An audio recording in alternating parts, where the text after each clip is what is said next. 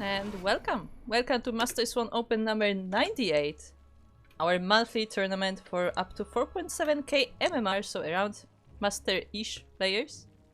And I am here with the one and only Steelmore.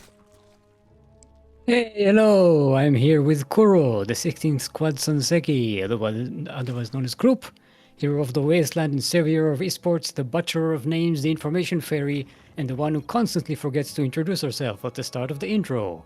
Look, Yay! nobody needs to know. Nobody needs to know. I'm just a person. The voice. It's gracious. You introduce the guest before you introduce yourself. Yeah.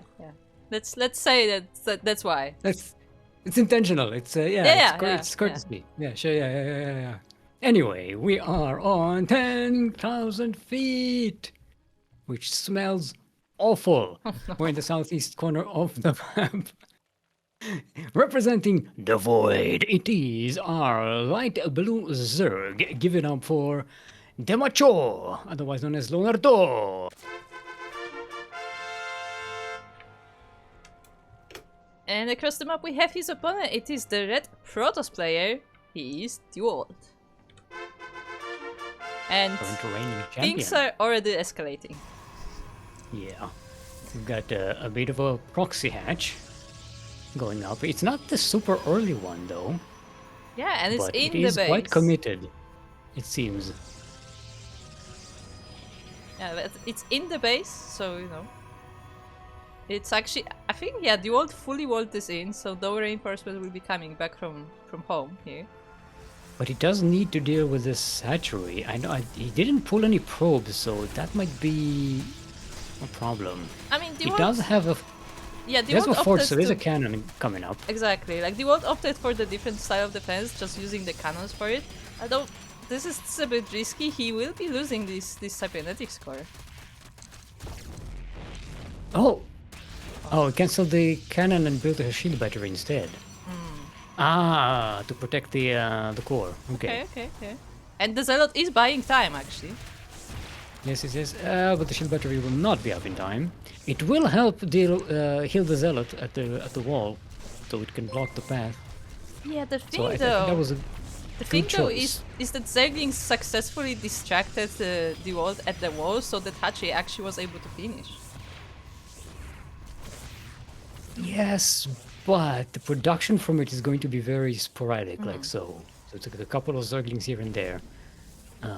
Problem is, the Zealots are really slow to catch up to the Zerglings. So if Leonardo buys enough time and builds up enough Zerglings, that could be a problem. However, the hatchery is going down. There is a Queen to transfuse. Does it have energy? It doesn't have enough energy just yet. Oh, it uses the energy on a Cryptomer instead. I don't remember exactly how much is it, but I don't think you get transfused energy like this early on at all.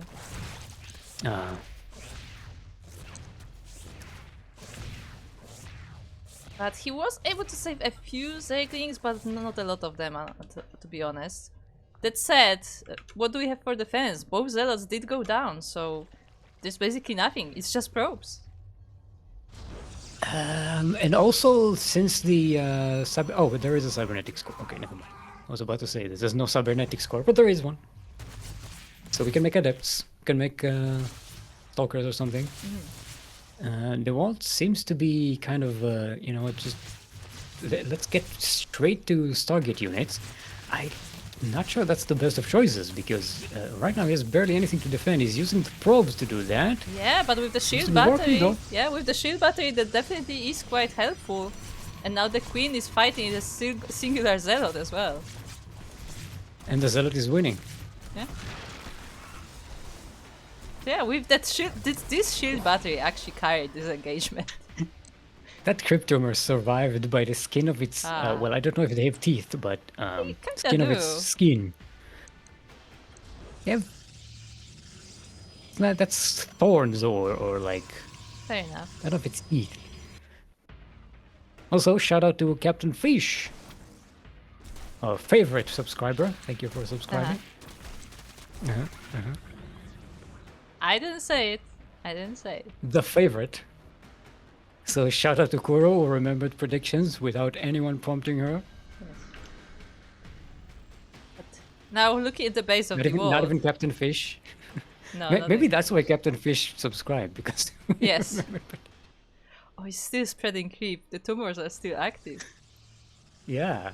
Well, a creep in your base is very annoying. Oh, by the way, Stick, what do you think about this new design for the ball?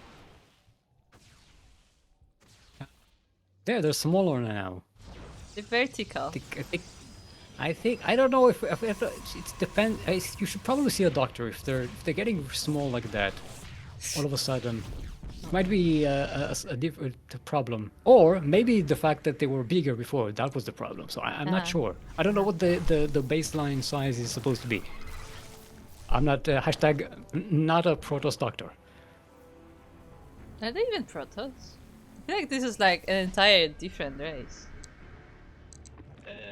Like this is like some kind of artifact. To be fair, I don't even. It doesn't look like there are any ruins here. Even this is just a random ball in the middle of the forest. Yeah. It's floating. Oh, hello, Void, right?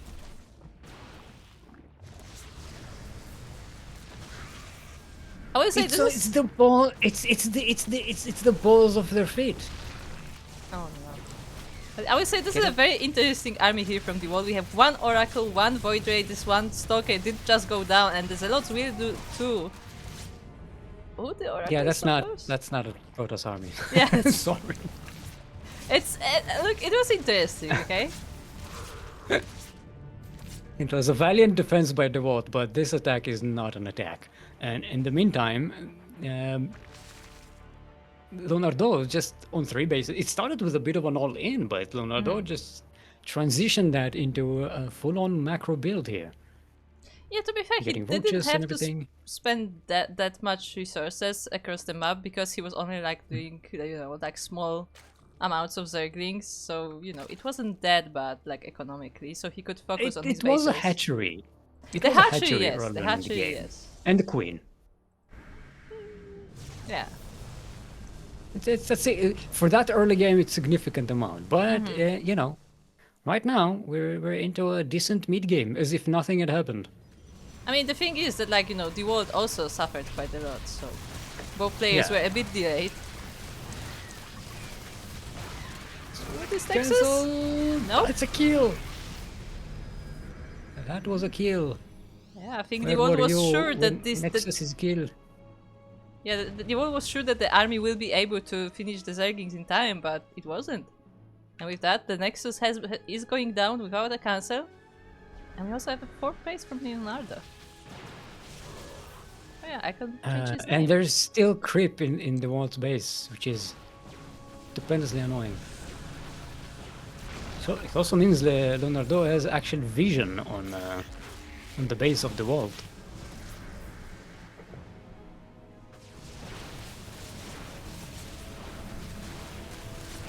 Okay, so the Dewalt comes in here to the 3rd base again. Again, this is going to get cleared out. This time the Void Ray goes down as well, because we have Hydralisks now. Yep.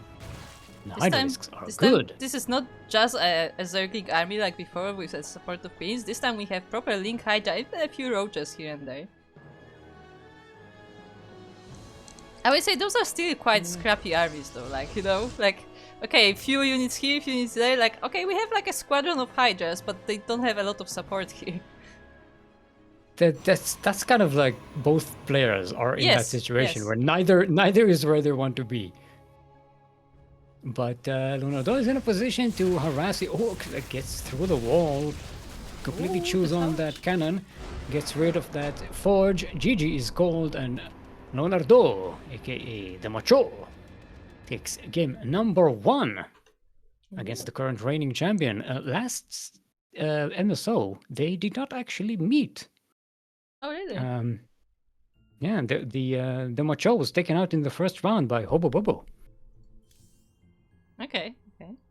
So they didn't actually meet. I'm trying to look at the previous tournaments. I think they met in MSO 96. Okay, Stick, it's up to you now. What? Oh, You all said to make any map. Ah, what? No, which map? What's Press the any what key. the map? Where's the anarchy? We changed the map pool again, didn't we? Yes. I mean, the ladder has been updated to a new map pool. Have we seen White Rabbit? I don't know. I don't think we actually have. Okay, let's go with that. Okay. Nice. Oh, if it was given my choice, so I'm taking the choice. They can complain all they want later on. No, yeah, I agree. Like, if they want to complain, like, they should have picked a better map. Okay, both players are ready. Let's get into it. I'm a mechanic, not a doctor. Steel mode 2025. When did I say that? I'm not a mechanic either. Damn it, I'm a landscape architect, Jim, not a doctor. I was gonna say, don't you know how some mechanical stuff works? But I don't think that counts as a mechanic, does it? No, mechanic is a profession. you need to actually work at it. Just because I'm good with machines doesn't make me a mechanic. I mean, it could be an amateur mechanic. That's what visual design is my passion. That's the meme. Graphic design is my passion. Graphic design is my passion. Yes. Anyway, speaking of passion, we are on a White Rabbit. LE. White Rabbit, of course, refers to wait, was it Chi-Chi's that's a little white, or the Karina is white. Karina is white, yes. Okay. Yeah, It's definitely not the Matrix reference. It's actually about the rabbits, you know. That's not a Matrix reference. God damn it, Kuro. It's a Alice in Wonderland reference. That was referenced in the Matrix as a Alice in Wonderland reference. But here it is reference. I don't know anything. Here it is a reference. Look at the green. This is straight up to reference to the Matrix. God damn it, Stick. In the southwest corner of the Matrix, it is our light blue Zerg, currently up one in this best of 3 series. Representing Devil's Void, it is Leonardo, aka Demahcciò. And across the map, it is his opponent. It is the red Protoss player. He is Dewalt.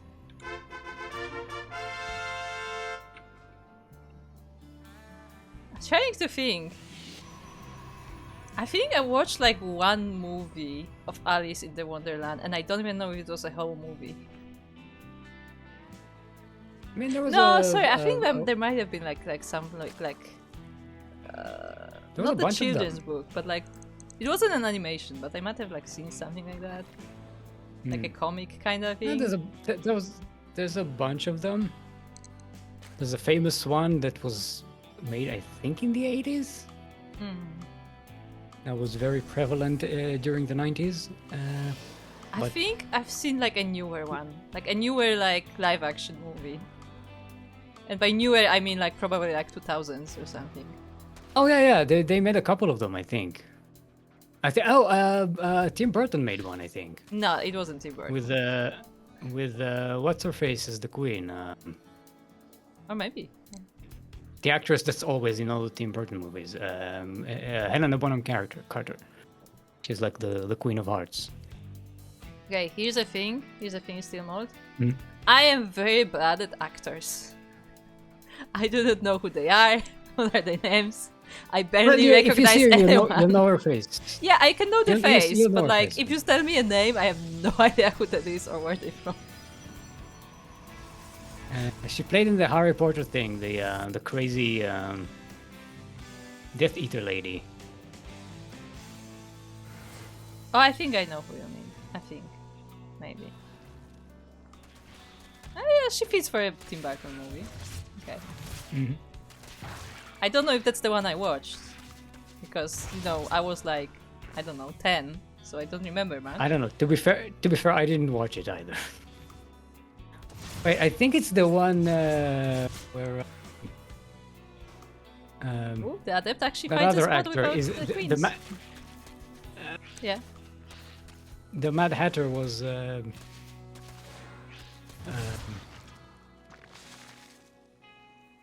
Very famous actor that I'm blacking out on. Yeah, that guy. Jack Sparrow, the guy, the Jack Sparrow guy. Contagious. You're contaging me with your bad Johnny Depp? knowing of actors. Yeah, I think you played the Mad Hatter in that. Maybe that's the one I've seen. I don't remember, honestly. No, that makes sense. It's not a very memorable movie. It's like a Yeah, like, look, I was never, like, particularly into the whole Alice thing, so... the whole story is like a metaphor for like it criticizes like society in like the late 19th century, early 20th century. So like, doesn't really ring a strike a chord. I could not tell you that because I barely remember anything. I just remember it was fantasy and there were like weird things happening and like everybody was like mean in some way. I was like, okay, and just moved on. So I don't have much recollection of Alice.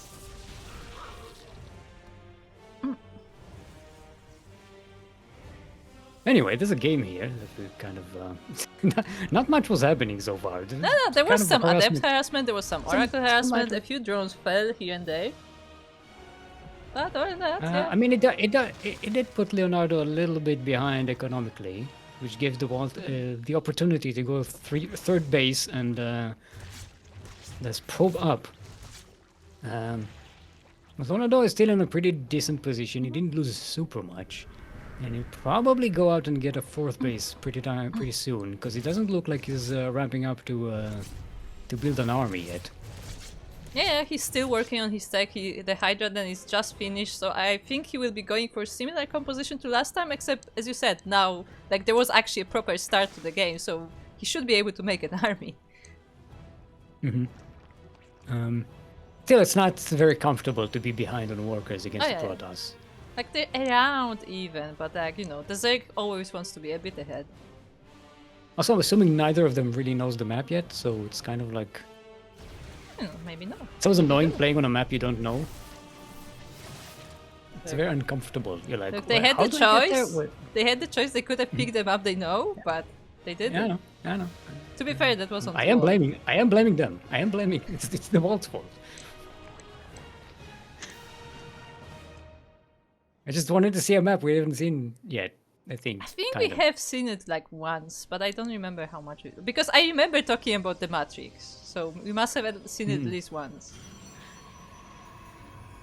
Well, there are other reasons to talk about the Matrix than just that, you know. No. I think it was here because remember the boxes. Oh right, because because we saw the Qbert boxes in the background. You remember Qbert? That's for all the old folks in the audience and chat. Nah, I don't. Shout out in chat if you remember Qbert. That's the bird that jumps around on cubes. It's a famous game from like the late 80s, early 90s. Because it was like 3-dimensional. It was like, whoa. I do not remember anything about it. I don't think you were born yet. No, but I see like a lot of like retro stuff. Like I do follow some retro gaming channels. So it does have like a little cute. It's not even a bird. It's just like a weird creature. Actually, wanna know a fun fact? I actually played like I guess not the original, but like a proper Pong. I was in a museum of technology, and they had like a Pong machine, and you could play Pong on like the dials. Were you bored in like 20 seconds in? No. No. I was beating everyone. What do you mean? Oh, because you're a gamer, right? I was unironically, I was beating everyone. It was fun. I don't know how fun it was for them, but it was fun for me. I found that game so boring. I mean, it's simple, but like, you know, it's like table tennis.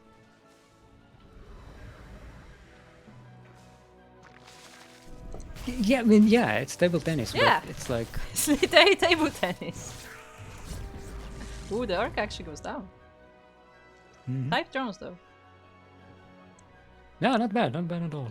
Good 16 drones that in this game so far, and Dewalt only lost some adepts and 1 oracle for it, so not that bad. It's actually a pretty uneventful game so far. Look at the units lost tab. Oh, It's but like we're about to have some 9 events minutes into the game. happening as the Protoss army is moving out. And oh, actually, nice surround Oh, there from creep. Leonardo. Yeah, this could be dangerous, but there is storm, so Leonardo doesn't want to get into these choke points right now.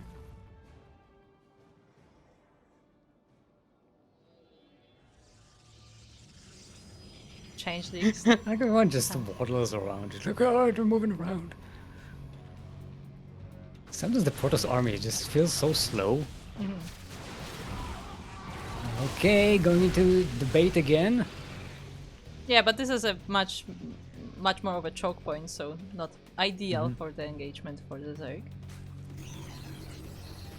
Yeah, it's good on the walls that it keeps trying to bait Leonardo into unfavorable positions. Right, nice little destruction of the Zerglings here, getting caught between a rock and a hard place. Between a stalker and more stalkers. Maybe the army's out of position. Dewalt is moving away, moving out. These two zealots are baiting the entire Zerg army. Yeah, this is a good opportunity for Dewalt to get in there, clear some creep, Yeah, I doubt he can put get some quite pressure do on that that in fourth time. base. If it was a Terran, he would have been sieging up here. True. But he's not a Terran, so he can't siege up.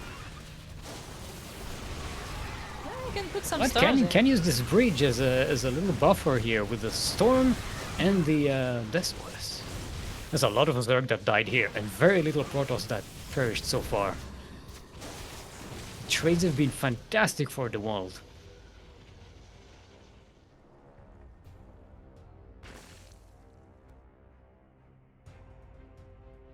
Leonardo is starting to run out of army. Oh, hello, LabBot 1X.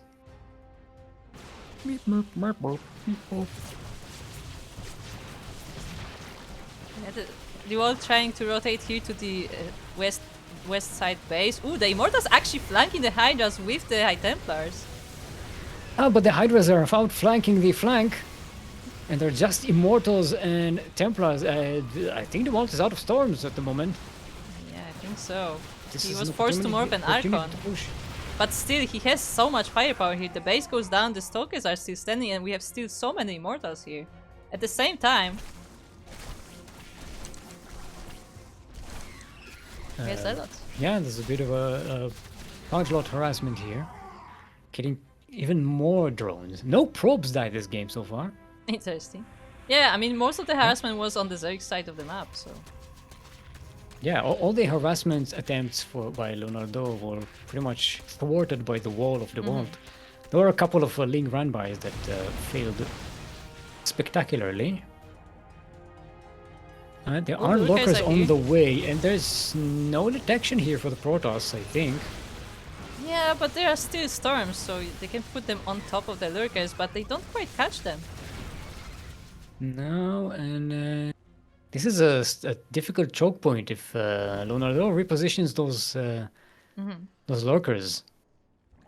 It could be pretty bad for the Protoss army. Well, they're digging it up. Yeah, two Lurkers did go down before they were able to dig up, but now they are actually dishing out damage on this army. The world is forced to move back. Yeah, without the storms, this is very difficult to zone the Zerg away.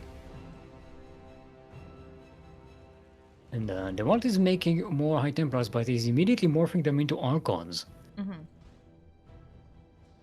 But they don't have a chance to bank up some energy. Oh, To be no, fair- he has some. To be fair, I don't know how well the Archons will do in this. I guess no, there are still a lot of Zerglings, so they are still useful. Yeah, you because need a... Yeah. I was gonna say, like, there were They barely need any those Zerglings things. in that army, like, they all ran out.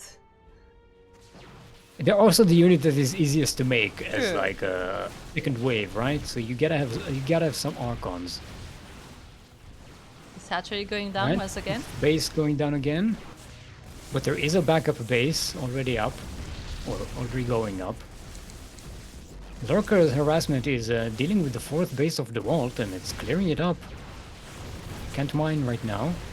Ooh, Zerglings get into the on top of the Protoss army, but they get to the Archons and immediately disappear.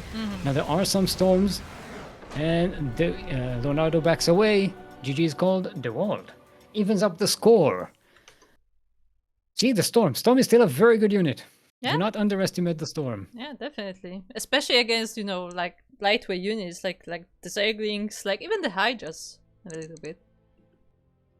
I like these compositions like in PvZ right now, because it seems that both players kind of go for very like mixed, you know, composition of units. You got your Lings, you got your Roaches, you got your Hydralisks, you got your Lurkers, you got your. I mean, to be fair, there weren't that many Roaches this time. I think there was like maybe a few. Well, once you go up against like 9 Immortals, you're gonna go, okay, well, Roaches aren't going to be super helpful, but it's nice to have some of them because you want something to tank for the Hydralisks. Yeah, exactly. Especially against Stalkers and such, because they're the big threat to the Hydralisks. They got the range. Yeah, the Hydras on their own, even with the Zerglings for support, they don't do that well against the Protoss army. Yeah. And also the charge lots. The Roaches really tank for the charge lots, so you know. Or you could go for Banelings instead and just, you know, Baneling the Zealots. Banes don't trade as well against Protoss as they do against Terrans. They don't, but it's something. Anyway. Yeah. Also, they're an investment of gas. I think you kind of want the gas for Hydralisks and Lurkers later on. But the Roaches also take gas. Yeah, but they don't disappear with all the gas immediately. Fair enough. Banelings, you sacrifice the gas basically. They're disposable. They one-time use. Yeah. Thunderdo, do you want to join us? I think you may be glitched. Maybe.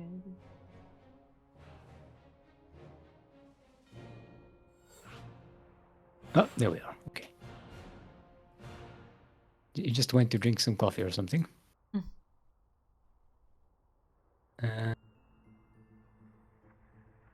Let's check. Okay, there we go. Interesting. So today in our bracket we actually have a player from Guatemala. Hey! Is this our first player from Guatemala? I believe so. Actually. I don't remember another one. Hold on. What is the... Yeah, I think that may be the first one. Yeah, I think we had one from Guyana. Guyana is a different Guatemala. country.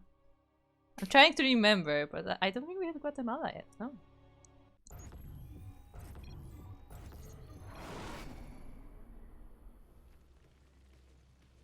Anyway, welcome everyone to the Old Republic!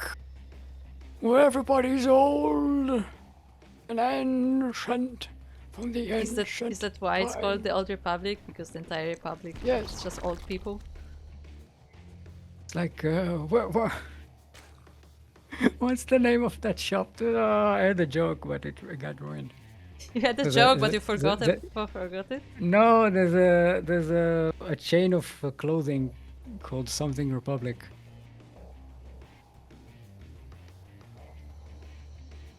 And I was going to make it Old Republic because it's clothes for old people, but then I forgot the name of the brand. So and I still haven't remembered it, even though I'm buying myself time. I don't know if I know. Yeah.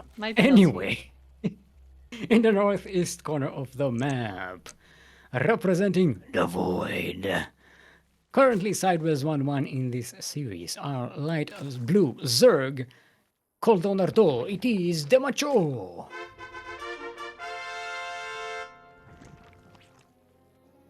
And across the map we have his opponent. It is the red Protoss player, also a 1-1 in this series. It is Dewalt.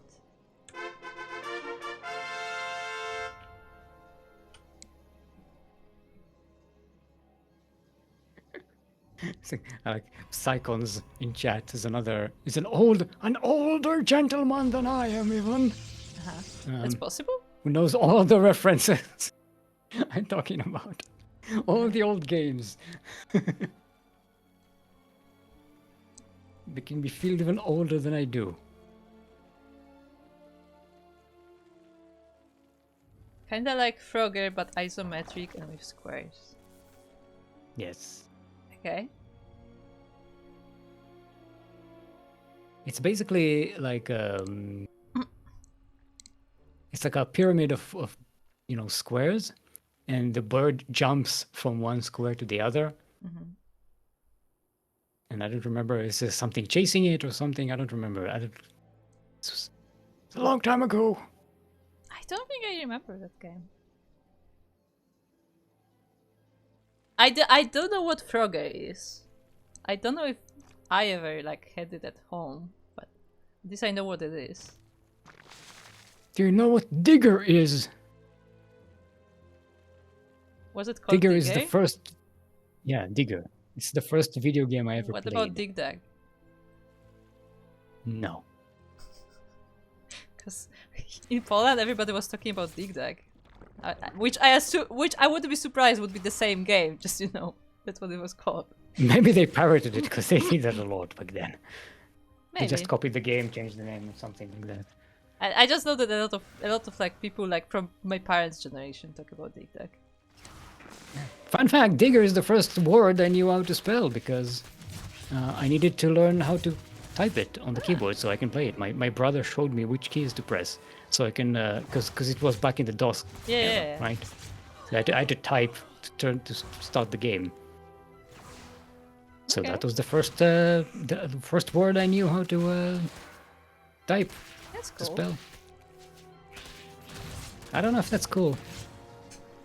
No, look. Because I learned that before I knew how to spell my name. That's fine. In my own like, language. You had a motivation to learn, okay? Yes. Do you want to see my old notes with like lines of dialogue from StarCraft written phonetically? Because I did that.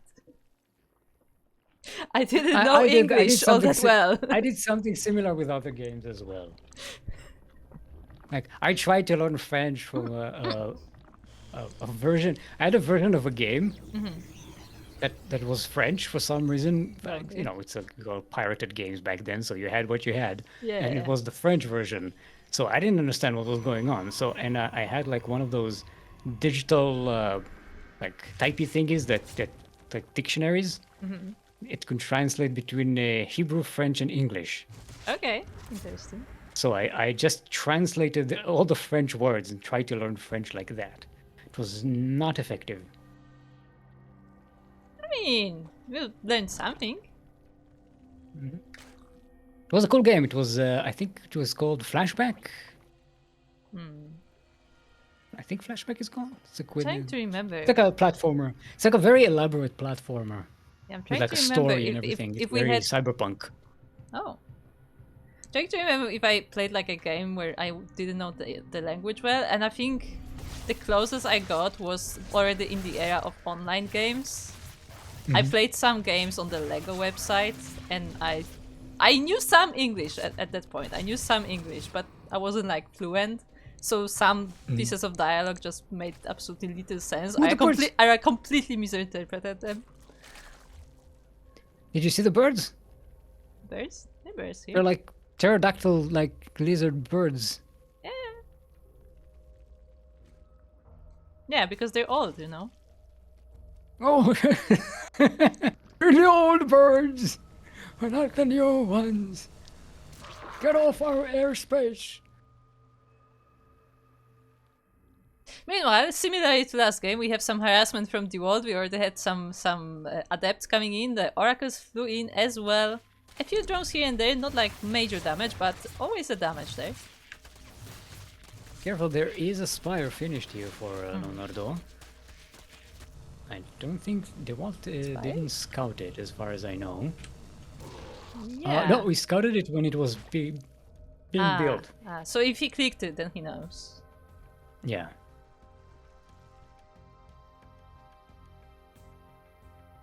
Yeah, there is a game going on, actually.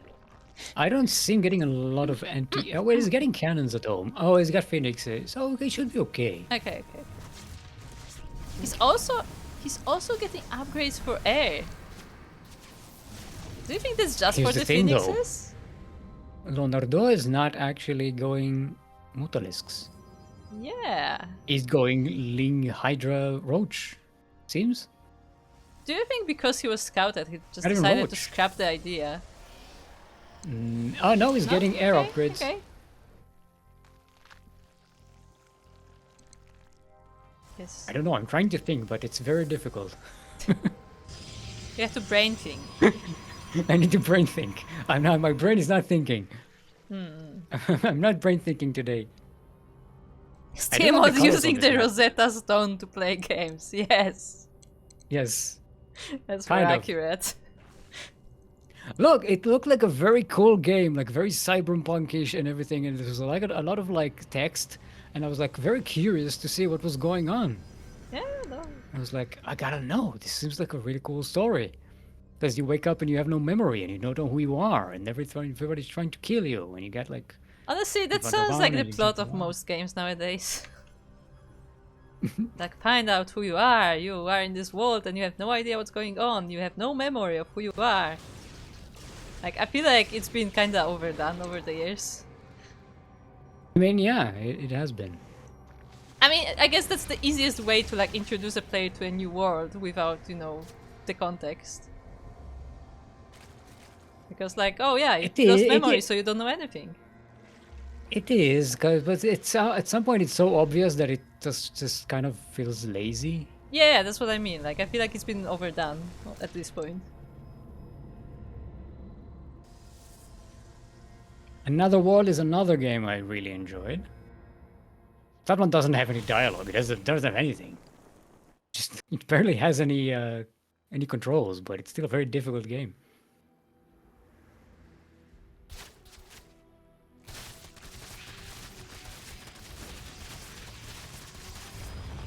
Okay. Alright, Leonardo is out here. His crypt is halfway across the map, which is nice to but the see, but he's Colossus- going up against the heat wave.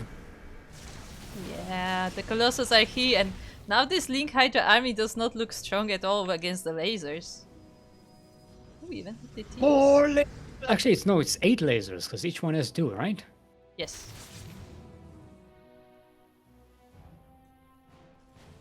Like the DT is just walking around. Running "Look out at of me. desk space. I've got permission to be here. There's detection though.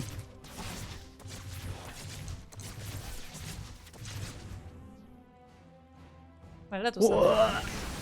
But anyway, the main army is here, and there is a surround actually from he's the getting Zerg. pushed around. But the Dewalt is backing away here. There's also reinforcements coming in with that warp prism. So that's nice to have. Leonardo Also- doesn't have the defender's advantage. Also, Demahcciò actually interestingly went for Corruptus to deal with those Colossus, but he's not quite able to approach it. Snipes the Warpies though. Very nicely done. That really hampers Dewalt's attack, but he still has the big numbers here. All the Colossi are still up. There's only one Immortal, so there's not a lot of firepower other than the Colossus.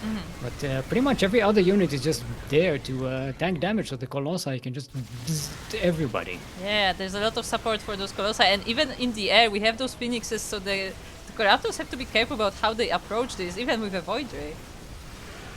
The Void Ray is actually well equipped against them. And there we go. GG is called. And Dewalt takes the series 2-1. And we move on Nice done. to the next round. Now we do have a double elimination bracket today. So Demahcciò is not completely out of the tournament. And we have Boreau. Boreau? Is that a French thing? It's a Guatemalan thing. The Boreau. Boreal. That sounds more... Boreal? yeah, that sounds more Portuguese, though. Boreal. What? I know, I'm trying to figure out. Guatemala speaks What Spanish, does he right? think? Yes, yes. Not Portuguese.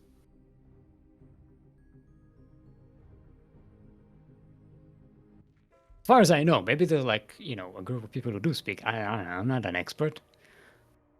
I only know one person from Guatemala. Yeah? There was a girl in my school, back in my Oh. high school. Was from Guatemala. Oh, that's interesting.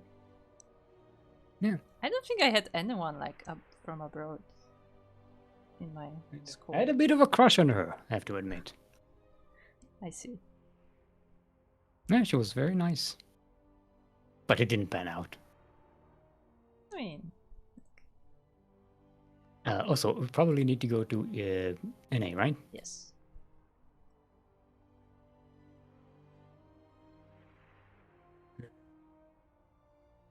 Okay. Trying to think, but I think the closest to it, we had like like we had two siblings in our high school who I don't think they were like from abroad, but their surname was. So I think like they were from like a mixed family. Hmm. But it maybe not. Who knows? I think it was like maybe like a Polish-British marriage or something.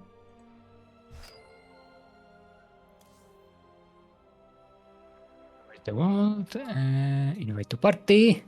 Let's go party! What's our EU versus NA server situation? Hold on, I need to check. US East. Yes.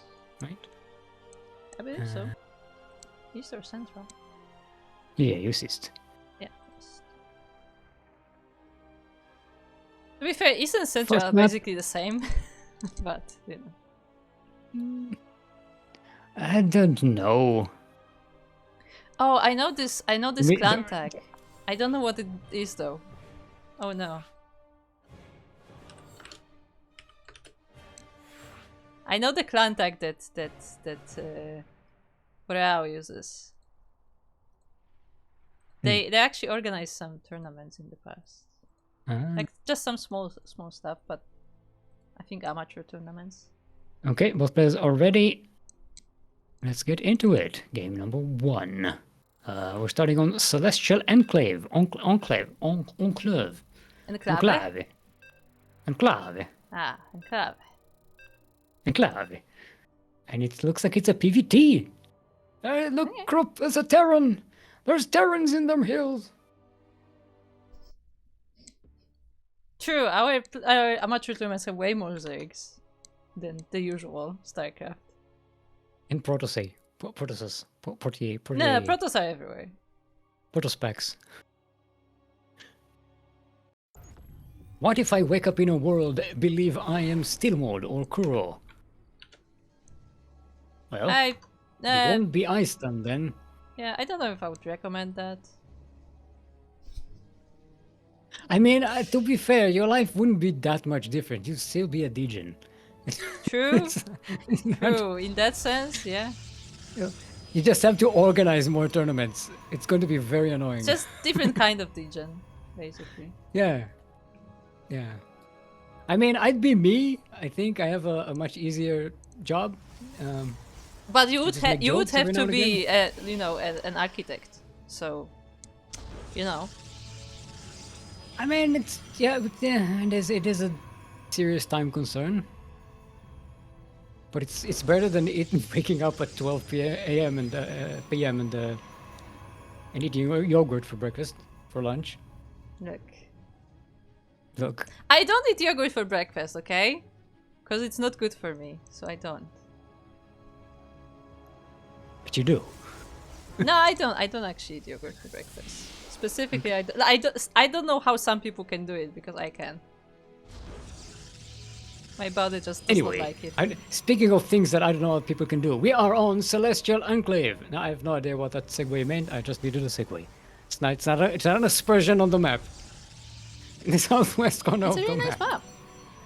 It's a really nice map. I didn't say that. I needed a segue, so I used it. It is our yellow Protoss, representing no man, not him. It is Dewalt, current reigning as Missile champion. And across the map we have his opponent. It is a newcomer to our tournament, I believe. From Guatemala, we have our red Terran, Boreau. Insane Master Killer. Ah, there you go. That's the name. That's the name of the clan. Yeah. Okay, and we have ourselves a proxy. I would say it sounds very gamer. Yes. Very, very gamer tag. Dewalt going with a quick Stargate. And a pocket base. Mm-hmm. Ah, this map is that a half base? Oh, that's the half base, right? Yeah, and it has the worker path on it. That's the one, right? I remember this one. Yeah. It took a while for some players to get used to the worker paths. I think I remember Jan having fun with it. I think we saw one player who tried to go there and then realized, oh, I can't get through here. Yes, specifically only workers can go through. I don't think even Zerglings can. Mm-hmm. Can you clear out the resources from there, though? No. It's just a visual. Hmm. They're floating.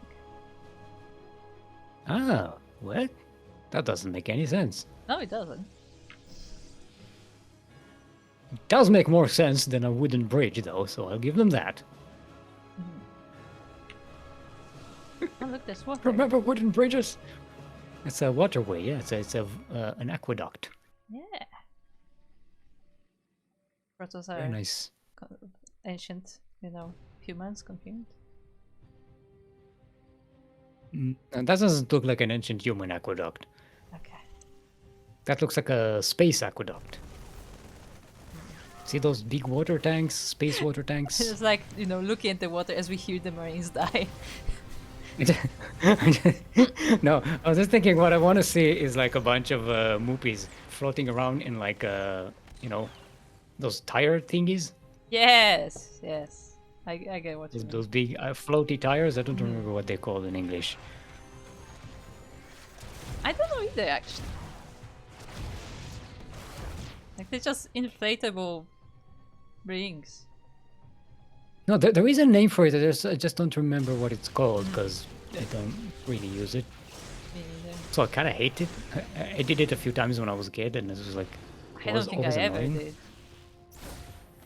Not on like a big one. I did it in like a real river and in a fake like water park thing.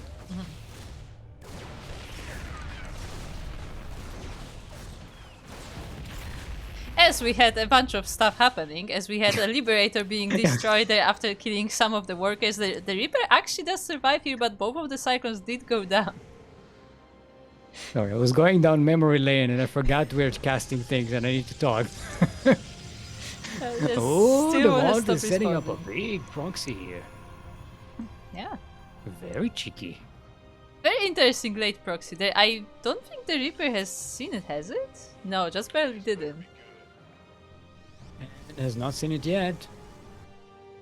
It's actually going around. It's not gonna see it.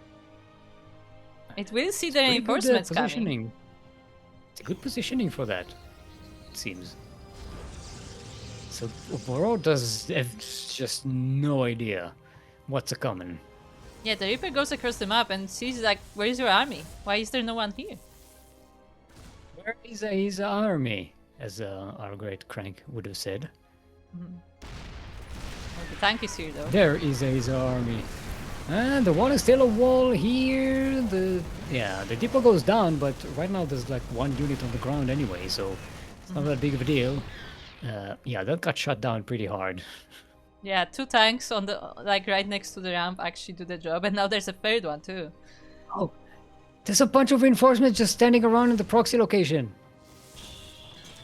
There are a bunch of zealots just standing Meanwhile, there. Dewalt is busy defending from this singular Reaper because he already killed 4 probes as Dewalt was busy with the attack. 5. It's pretty good. Inflatables or water wings? for the ones you put your arms on. No, I think that's just Australian names. That doesn't count as English. Also, hello, Luis. Hey, hey, Luis. Thank you for that raid. Welcome, everybody.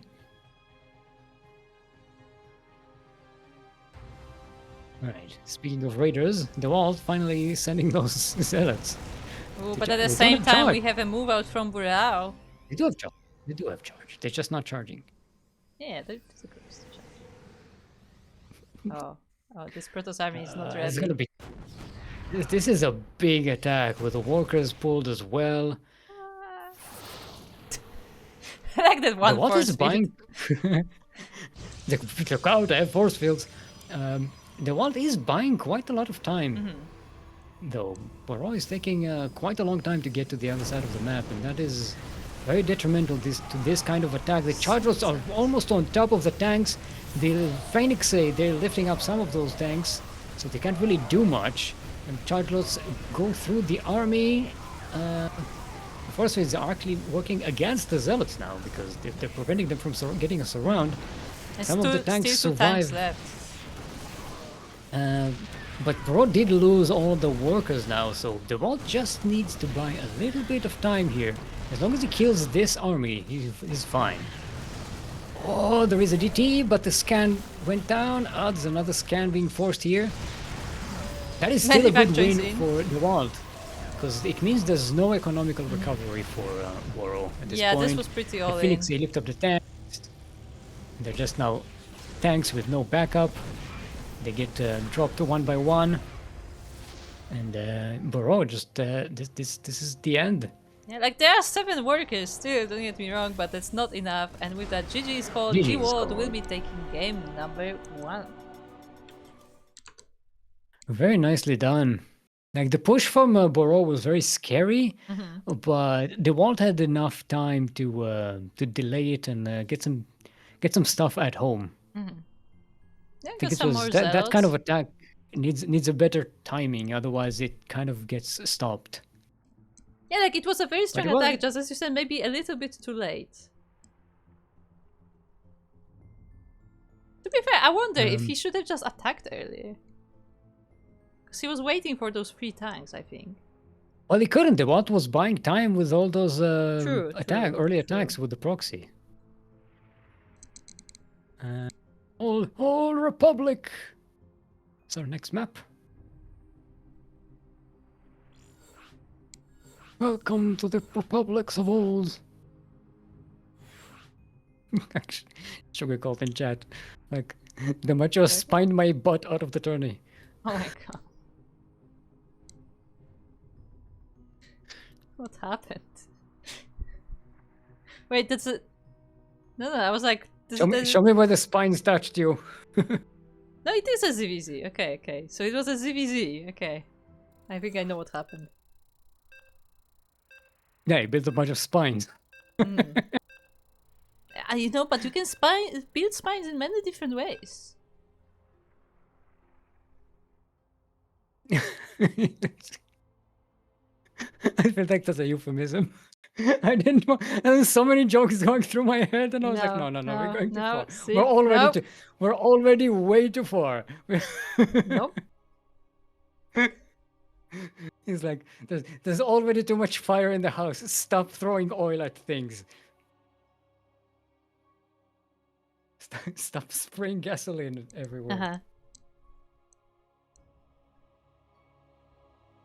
Oh, seconds is a Kiwi, I don't know. See, which is, you know, similar thing.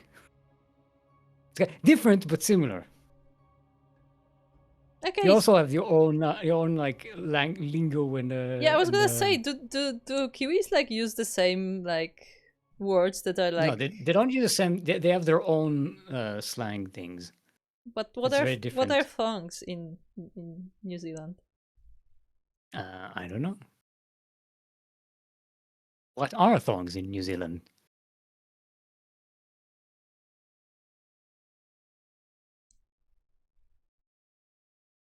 We'll find out in 2 minutes. Because there are like a few like, you know, words that are like considered unique to Australia, as like they mean other things in other places or just straight up don't exist. And I wonder if Kiwis like share those words or if they just have their own. They share some things, like they all speak in questions all the time. Okay. Even when they're saying something, that's definitely you know, a definite sentence. I see. Okay. So that's a thing for both of them. I don't know actually. Their accent is very similar. You kind of need to know the difference to tell them apart, though. I feel like I don't know. Maybe. By the way, I still struggle with telling apart accents in English, just so you know. I can tell I can tell like Australian usually. I can tell like British proper, but like anything beyond that is like I have no idea.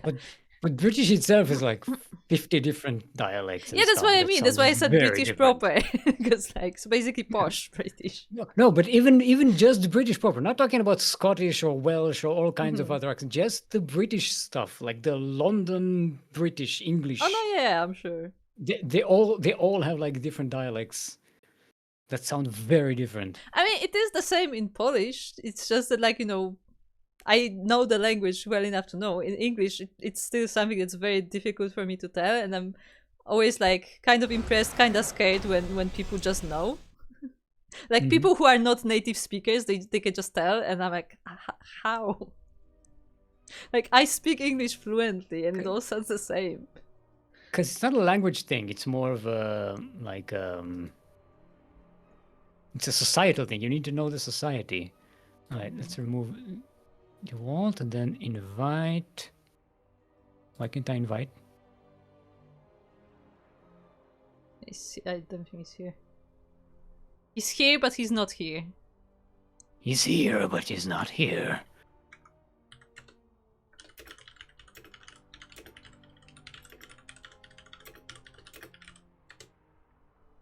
I'm just gonna...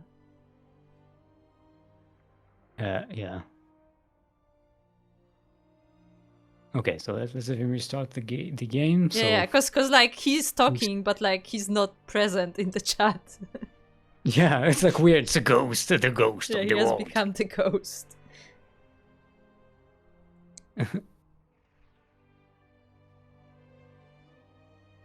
Went to rabbit hole. Although it was League of Legends reference that Demahcciò did spin my butt out of tourney. Like the twist.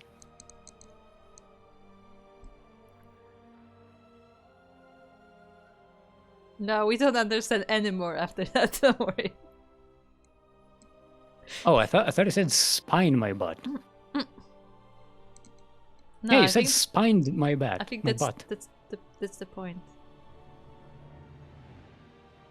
Is that a LoL reference? I've never I have not played played LoL. a I have single no game idea. of LoL, so I have no idea.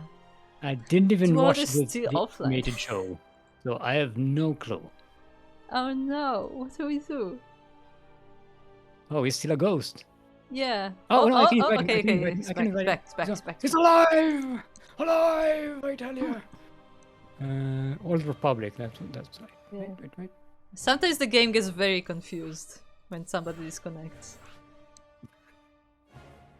You are here, but now you're not here, but now you're here. And I don't know what to do about it. Thank God I was not born a server.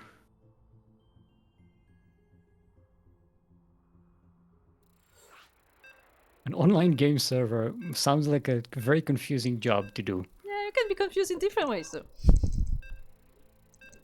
It's not like I'm not confused right now. Exactly.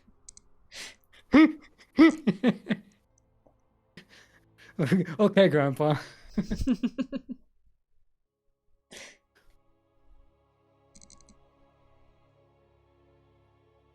I still can get over that, like in like Final Fantasy, it only logs in one person at a time. That's What do you mean? to not overload the series, the servers. They like log in one person at a time. So if there are multiple people logging in at the same like second, it will put you in a queue. That could make sense, actually. Yeah, no, it does. It's been working for years, but it's like sounds crazy when you think about it. Anyway, speaking of things that are crazy, we are on the Old Republic. A republic which is in fact very, very old. We're in the northeast corner of the map. It is our yellow Protoss, currently up 1 in this best of 3 series. Give it up for Dewalt. Training MSO champion, by the way. And across the map we have the newcomer. It is the Red Terran from Guatemala, representing insane master killers. It is Boreau. I still think it may be a French word. Because I mean... Yeah, that's why I first went with Boreau. But I can French. I can sort of French. It's weird that you can French because your accent does sound a little bit French. Yeah, because English. Polish has some of like similar pronunciations to French. I think some because some are completely different. So like, you know. But we have some like letters that are similar to some French letters, so we can actually like pronounce that easily. Funnily enough, I think every member of my family has learned some French at some point of their life, whether it be like for education or for work or something, and I'm just like the only one who never did and never wanted to. Plebeian. Hey, I know some Hungarian though, okay? I traded. You just learned English like a pleb. What no, excuse me, in our You're uneducated. In our education, you actually have to learn 2 languages, okay? So I know English and German, thank you very much. I don't really know German anymore. It's okay, it's okay. Actually, in school I learned Hebrew, Arabic, French, and English. I only remember the English and the Hebrew. Because I used those. So yeah, because you use that. The other ones I kind of forgot. Yeah, well, we have a proxy factory. Yeah. It's been a while since we saw a proxy factory, I think. Yeah. No starport though. The starport is... Yes, no, there actually, is. Yes, okay, there's a starport. It is scouted though. Oh no. Oh, it might even get denied. Yeah. Yeah, the starport goes down. And it is cyclones. So it's not going to be a cyclone drop, just a cyclone. Yeah, but Dewalt has scouted it, so he has enough time to get ready. Yeah, and Boreau already is getting a command center, so not going to go all in from here on out. I think don't even go for the attack at this point. Just you've already forced a reaction. Don't waste your units on it. I mean, it kind depends. If you have like the free APM to do it, then why not? Just keep the Protoss on their side of the map. Like doesn't have to do actual damage, but just keep the attention. Yeah, see, he's already floating away, so it's gonna be just this Cyclone with Reaper. Yeah. Well, they might catch a Stalker here and there, but yeah, no, there's a shield battery here. So. He throws in the grenade, and the Stalkers are like, nah, we're not even chasing. Yeah. There's no point. So, like, come back tomorrow. I guess we are moving to the normal game then. 3 racks from Boreau. Starport is on the way, the factory is still floating back home. Dewalt does check on that proxy location to make sure that it actually didn't stay there. And also it's nice to kill this this add-on so it can be used later on.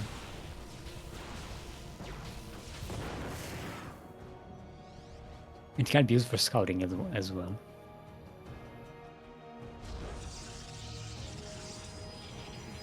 Oh, I have a funny story about French. It's not really funny, it's more pathetic than funny. I actually sang a song in French. And till this day, I have no idea what it means. Because you just learned it, you learned it phonetically? Yes, but if it was like, oh yeah, I like this song, so I learned it, it would be different. But we'll get back to that. As we have an attack here, actually, from Dewalt. The Stalkers are moving in with an Immortal and a Sentry. We have submarines and that Cyclone that went back home. There's no tank. There's only one cyclone. Oh, nice force field there, trapping the Marines on the low ground. They're all going to go down. This base has to float away to save itself. There's still a cyclone on the high ground, but it actually gets a good lock on that immortal. But that's about it. The wall is now broken, so the Protoss will be moving forward. There is high ground vision here in the form of that observer for Dewalt. So gets a good vision of what's going on up the ramp.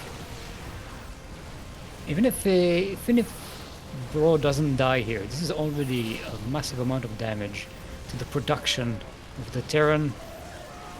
The armor rollers on the way. That might put a stop to the fight. The tank, don't kill the tank. Oh, I tried to pick up the tank, but the medevac was already full. Yeah, the civilians are now forced off the line to help to defend with this. I mean, maybe they will be able to get this, but the reinforcements are coming and the Immortal is still alive. Yeah, this will go down, but there was a bunch of kills here. Not a lot of SCV kills as not as much as you would think, but still, look at the worker count at the moment. Yeah. Yikes. The Vault has the ability, has the economy to recover an army. Boreau is just starved for income. It hasn't had mineral incomes for like a minute or so. Yeah, like both our players did lose a lot of the army, but as you said, Dewalt had all these resources. He has all this time to prepare the bases to attack as well, while Boreau is still basically on one base. And that's rough. I mean, there's no point in floating to the other base. There's not enough workers here. Dewalt is taking fourth. Yeah. This is where the Protoss has an advantage, if you will. Yeah, and the next attack is about to be ready. Already has 2 Colossi and still working on more. I think it's the ones waiting for a counterattack, which Boreau is setting up. I think waiting for those concussive shells. Now, a bunch of Marauders with concussive shells could do a lot of damage to a small Protoss army like that. But again, the economical recoverability of the Vault is not to be trifled with. And it doesn't look like Boreau is even moving out. Yeah, and Dewalt sees all of it as well, sending the observer right through the army and parking right on top of the ramp as well. Well, it's not in park mode because it reveals itself in park mode now. He didn't pull the park brake. My bad.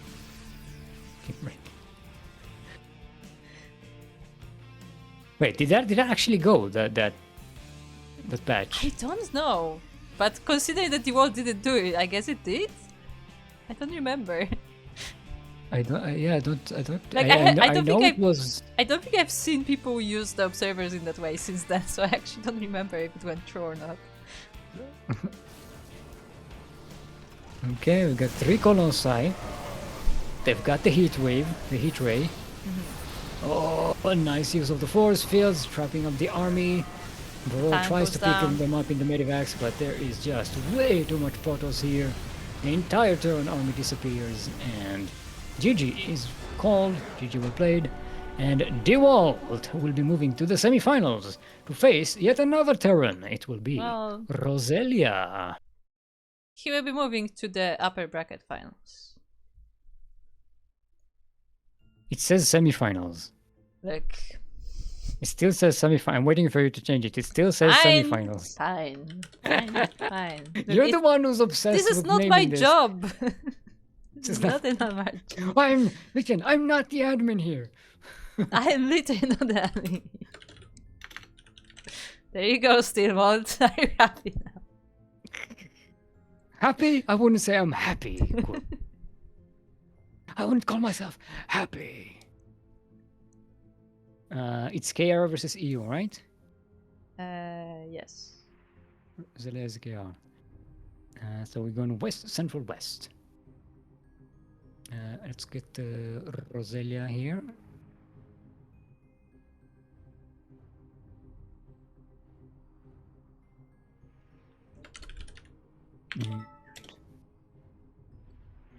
First map is going to be Ruby Rock. Now that I don't think we've seen.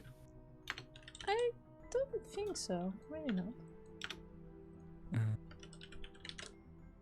West, Central, West, right? Let's double check. Okay, Yes. so fun fact. Recently, the casting tool just decided that every clan should use Devoid logo. Just so you know. Literally every team is Devoid now. We're all devoid now.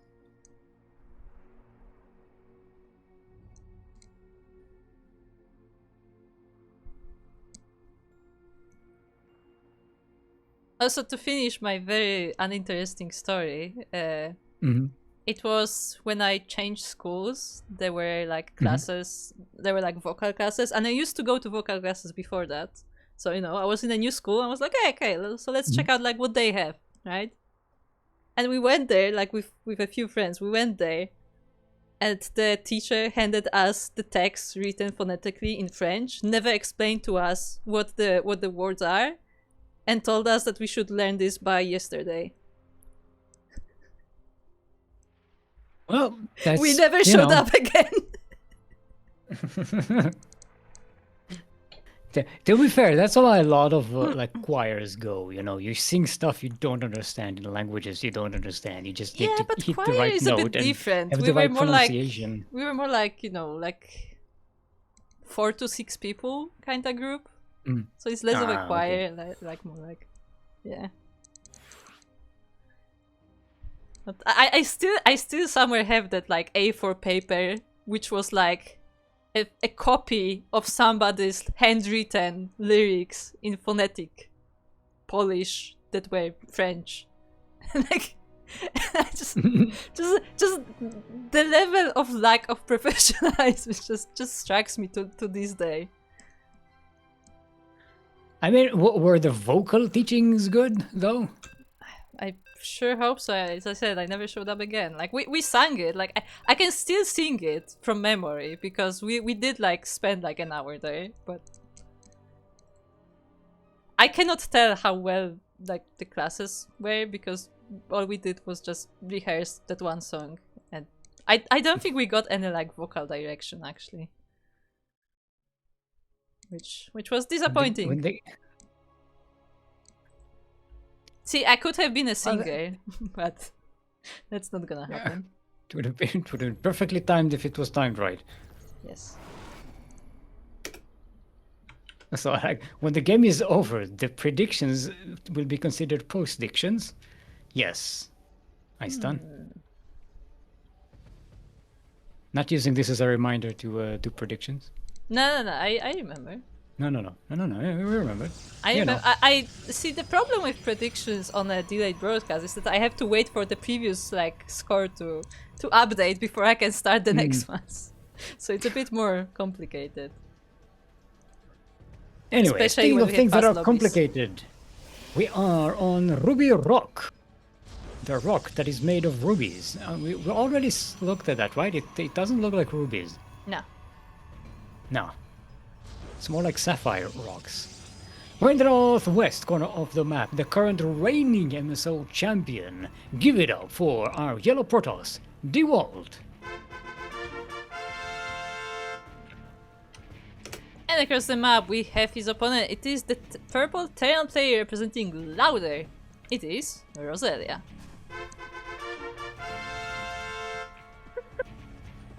Sorry, Phoenix in chat, devoid of what? Yeah. Devoid of a logo, apparently.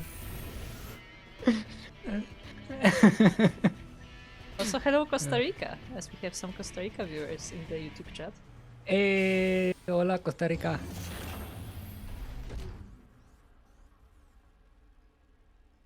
Yes, we have YouTube chat is actually active sometimes. It vindicates me every time I open the chat window. Like, I have all the chats in one window, fortunately. I don't. Do you want to? Too much for me. I just have YouTube and Twitch. It's enough. It's enough crap on my screen. I mean, there's not that much going on, so it's fine. It's mostly Twitch chat.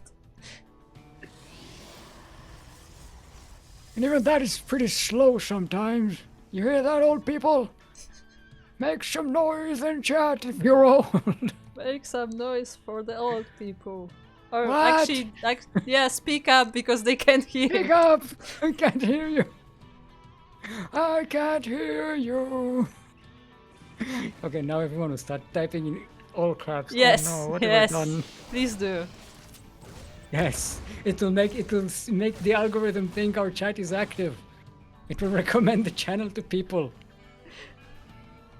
See, here's the thing. I actually, like, I know that on some channels, like, people actually filter out, like, all caps messages, but I don't mind.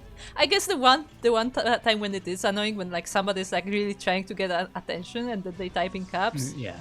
But then it's not annoying because they type in caps. It's annoying because they're trying to get attention, like, too much. So, like, for me, there's, like, a separate issue. I did get like timed out on a channel once because I was trying to say something and I was emphasizing one word and I typed it in all caps, only the one word in the sentence. Yeah. And I got timed out for that. I was like, okay, that's a little extreme, but it's okay. It's your rules. I get it. Yeah. Look, you know by me interacting in your chat that I sometimes type in caps just, you know, for comedy. Yes, and I respond in kind because I get the point. I mean, to be fair, back in the day, I don't think it happens nowadays, but in the olden days of the first StarCraft, Koreans used to type in all caps because that's how you switch to English. It's easier to switch to English by switching to all caps than to switch the language. I don't know. So Koreans in English chat always look like they're shouting bad English at everybody.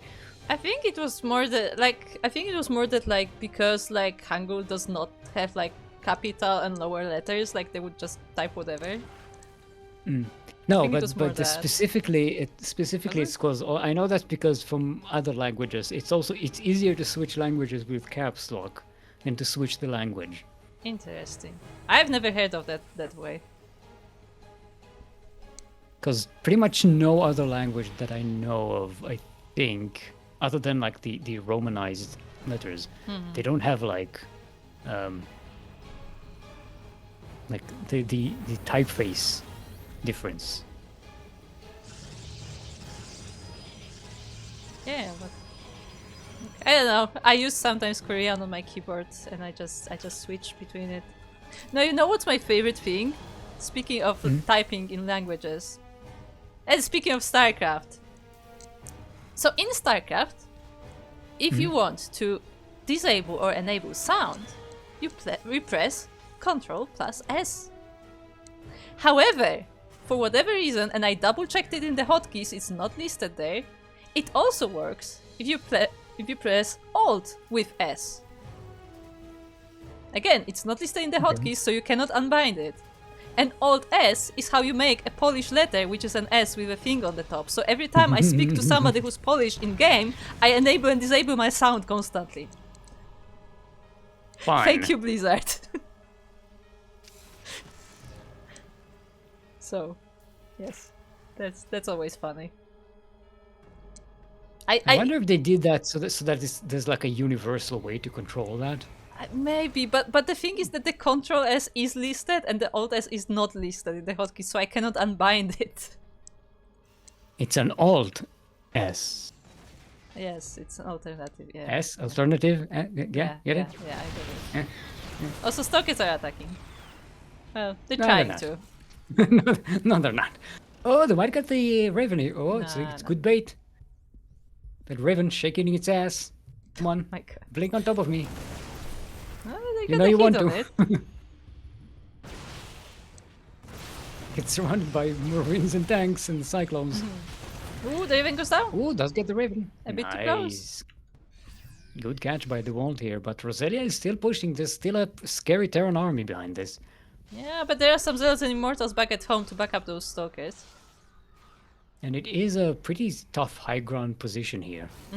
Ooh, but they may get out of position though, speaking of. Ooh, but they're going to the flank. I think Dewalt has this. This is very dangerous. Most of the tanks do go down. The last tank is going down as well. The Marines are charging forward. Yeah, there's not Steam's enough left. good unit. There's not enough left for the Protoss. The Zealots are trying here to reinforce, but the Terran is just marching forward. So much DPS on these stupid things. There's so little health, but they can't just catch them. Yeah, so Those I very think good moves, I think what These are actually the beyond happened. moves. Yeah, but I think it actually I don't know if you saw, but like it was like a very minor thing. I think the Zealots were mostly stacked behind the army and they couldn't get to the tanks in time. So the tanks actually got a lot of damage on the Protoss army before they were dealt with. Still, I like the idea that when your Marines are surrounded, you just charge forward. Yeah, I mean, sounds about And right. it somehow works. It's like, it's not what you think you should do, but it's actually sometimes really, really good. Very Second moral engagement beyond here. type, This time the type Zealots do go movements. forward, and we have a Colossus with this army as well. But this time they're armor orders, so they're pretty good at dealing with those big Protoss army units. Thing is, there are a lot of charge lots, and they're not very good at that. Yeah, and Roselia So actually Roselia does will back move back away. home. Thing is, Roselia is still on 2 bases. Well, Dewalt is actually establishing a 4th one already, and hasn't really taken much damage throughout this whole attack. Here's your Oh, answer. is it visible? Yes, Is this it is visible? visible. Yes, it's visible. Oh, look, this is what they look like. I'm definitely not making the same move. Like a parrot. Just exactly Moving like a bobbing parrot. your head up and down. Yeah. It looks like it's dancing like a Yes. stupid dance. It has like a little skirt. It's like dancing.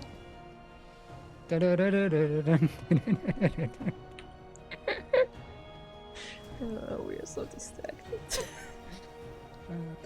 It's the duck dance, you know. Yes, it's called the It's- duck dance.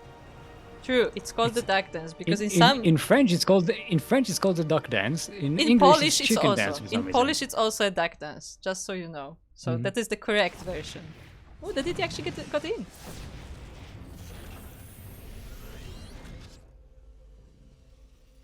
Yep. ¿Dónde están the scan? There it is, but it also distracted the entire army from the frontal attack. The stalkers jump on top of the tanks, they clear them out, but the Marines and Marauders coming in from the flank, they can't quite reach the Colossi, and the Colossi are doing so much AoE damage. Oh no. 23 SCVs went down, the Terran armies disappeared, GG is called, and Dewalt with a wonderful counterattack here. Yeah. Takes the first game in the series. Very nice done. So yes, Einstein, it's an essential hotkey. Essential. Right. Old people noises.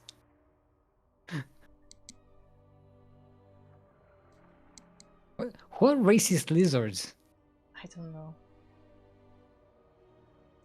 I don't understand It's not- I what- don't what understand did that reference. I'm trying to think. What did I say? What would you talk? What were we talking about? Okay, Celestial is for our next one. Celestial.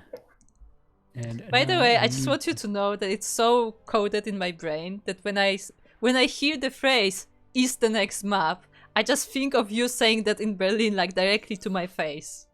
Just so you know, that's just forever like in my brain. What the next map? Yes.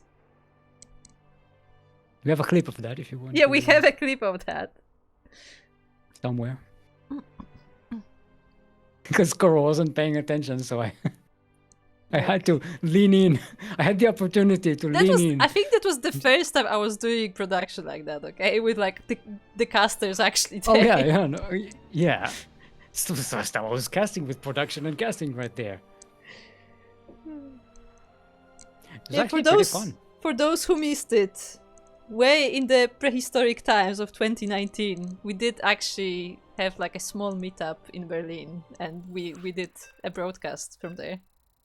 Yeah, a full-on broadcast, an entire tournament. Was Yeah. an SDO, right? I think it was an SDO, yeah. Either that or MSO, but I think it was an STO. And it was Steamhold and Yaku casting. Yeah. Casting, eating Pringles, you know, all the good stuff. Yeah. The microphone was a bit of a problem because it was my damn webcam microphone. Yeah, like we had like a good little to microphone. no setup. Yeah. Don't expect too much. Like that was very, very amateur. But hey, we made it work. Speaking of things that we made work, we are on Celestial Enclave. We're in the north. Is this the second time I'm I'm degrading this map for no good reason, just because I need it the same way. In the north, I know.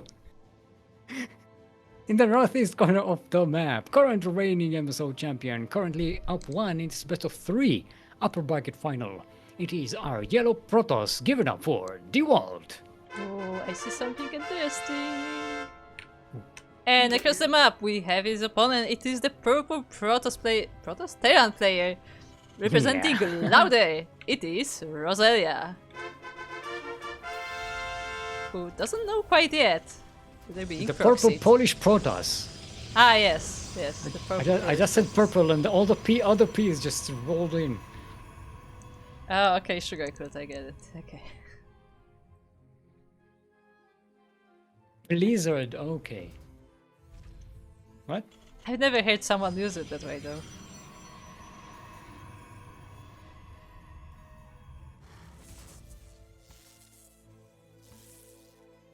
Still don't get it. You have to explain it. I'll explain it to you when you're all there. Are you sure I'll be around by then? I might not be around. You better be quick. Speaking of quick, this game might be over quick because Roselia has no idea. Yeah, and there's a Protoss production base. All the Protoss production are right there in this base. Important, this second probe did come from the front. So Roselia has no reason to doubt that, you know, that everything is as it should be. But here are the zealots, they're coming. Well, Roselia responds pretty quickly. Yeah. So there's that, but there is nothing to defend here. The Reaper is coming back, but now there are 3 zealots in here, and 3 more are on the way as well. They're starting to kill those workers. 6 workers go down. 3 more charge lots are coming though. Yeah, this is a frigate zealot, and now we have a marine, which is definitely helpful. Good work by Roselia kiting around, but 1 marine does go down. There is a Hellion on the way, which should shut this down, but 3 more zealots are about to finish as well, and these ones are still alive. And the problem is Roselia is not mining right now, so can't even make more units. Yeah, the thing is that definitely can't go around killing those gateways. The problem is that if Dewalt does not get, like, you know, final damage here, like, he has nothing at home. There is absolutely nothing there, so he actually has to keep Roselia here, back at his base.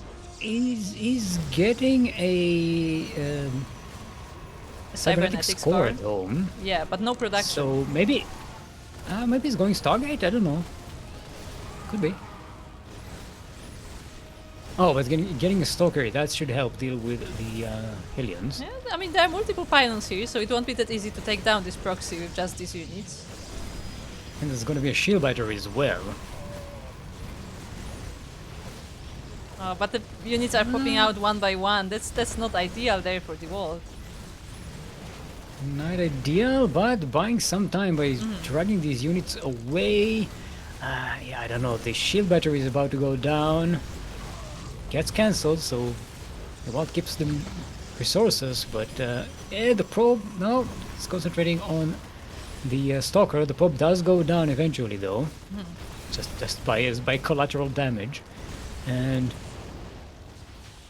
more Stalkers are coming out, and the Hellions are not very good at dealing with them. They don't really do a lot of damage to them.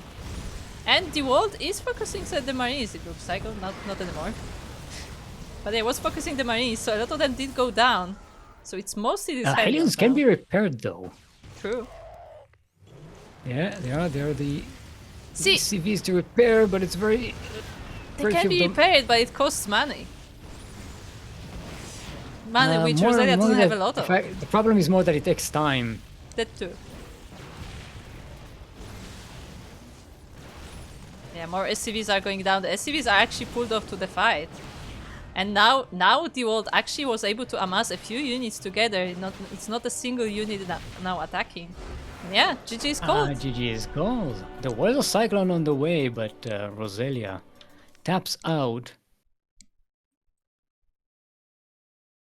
Yeah, the Dewalt wasn't making any workers. It was on 20 workers the entire time. And without this, if this didn't work, it was in a pretty big trouble. Mm-hmm.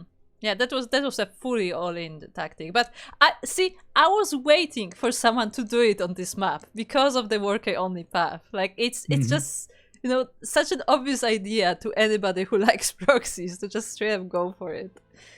And which is why a lot of people scout there. So like, you know, Roselia was just not aware that this was happening, and yeah, Dewalt was able to take this series 2-0.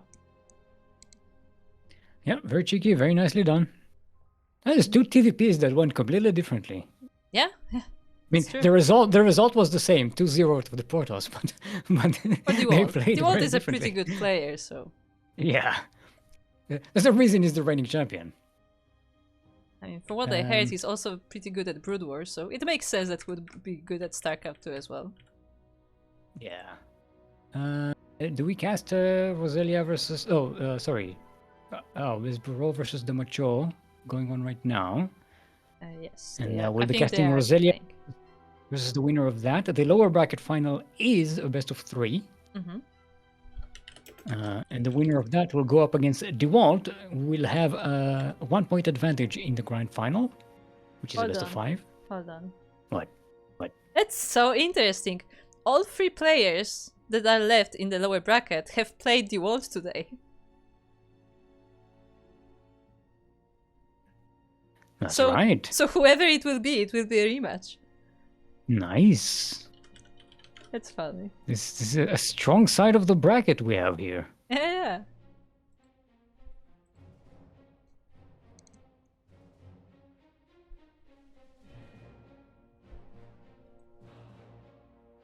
Regardless of that, everybody is eligible for the raffle.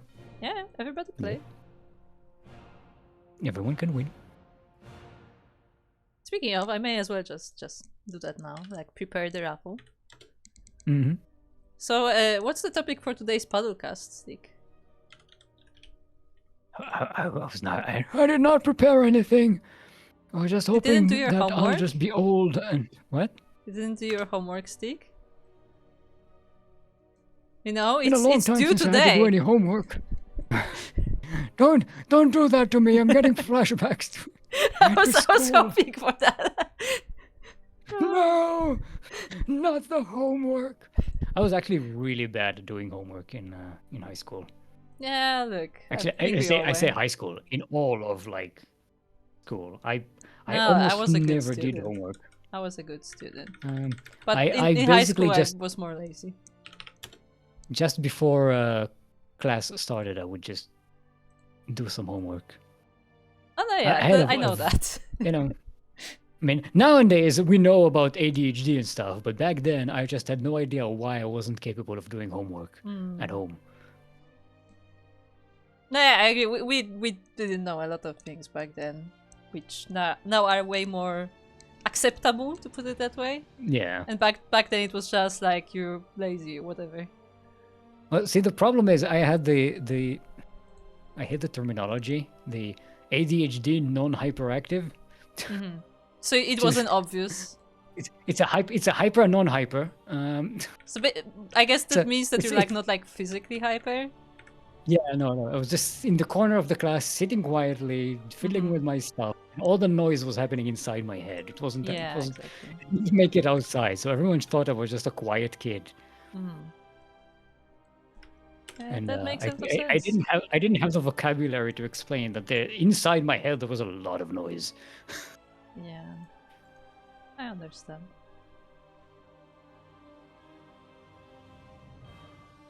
I was never diagnosed with anything, so maybe one day I will find out what I was. So basically, well, I wasn't diagnosed either. It's just like once you learn about it, you're like, oh, right, that's super fucking obvious. It's like, yeah, it can't really be anything else.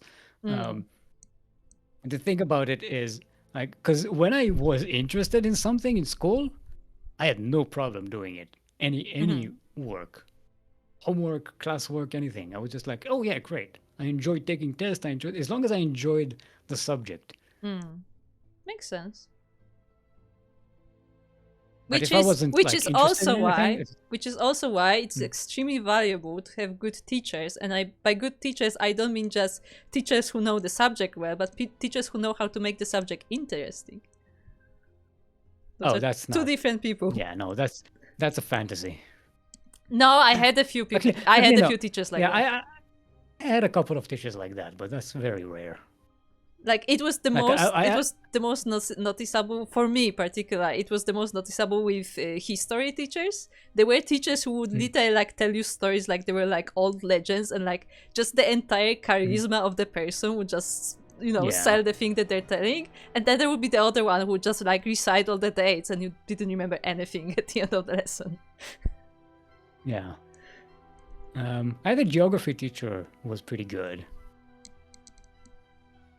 She was like an ex officer, army officer. She has like that like no nonsense bullshit. She didn't take nonsense from any kids. No one interrupted her class. She was like very focused, and she had a way of like good public speaking. So in a similar vein, one of my favorite history teacher in all like levels of education I had was in my high school. There was this one teacher who was like, I don't know. He was like, she was like on like 40 plus for sure, but like I don't know if she was 50. But like she was like on the older side of the teachers in my mind back then. But she was like an 80s punk. She had short hair. She always wore like black leather jacket. She was very tall, and she was extremely strict with everyone. But the way she talked was amazing, and like everybody loved listening to her, but everybody was dreading like having to like write a test or something for her. Like it was like till this day I am just impressed because just the level of charisma of the person was just on like a completely different level. Yeah, it's very important when you're trying to get the attention of like, I don't know how many kids you had in class, but for us it was like somewhere between 30 and 40 kids. Yeah, I think it was 35. Cramped together in a hot classroom. It's very difficult to keep the attention of a bunch of teenagers.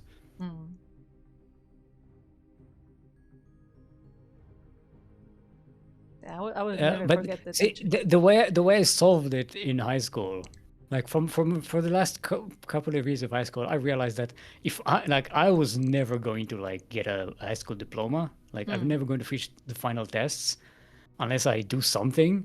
So what I did was I started just writing everything the teacher says. Like that was my way to take care of my monkey brain, to give my monkey brain something to do. Just like word for word, everything they said. Because that was the only way I would ever listen. That is kind of impressive, actually. And I was very strict about it.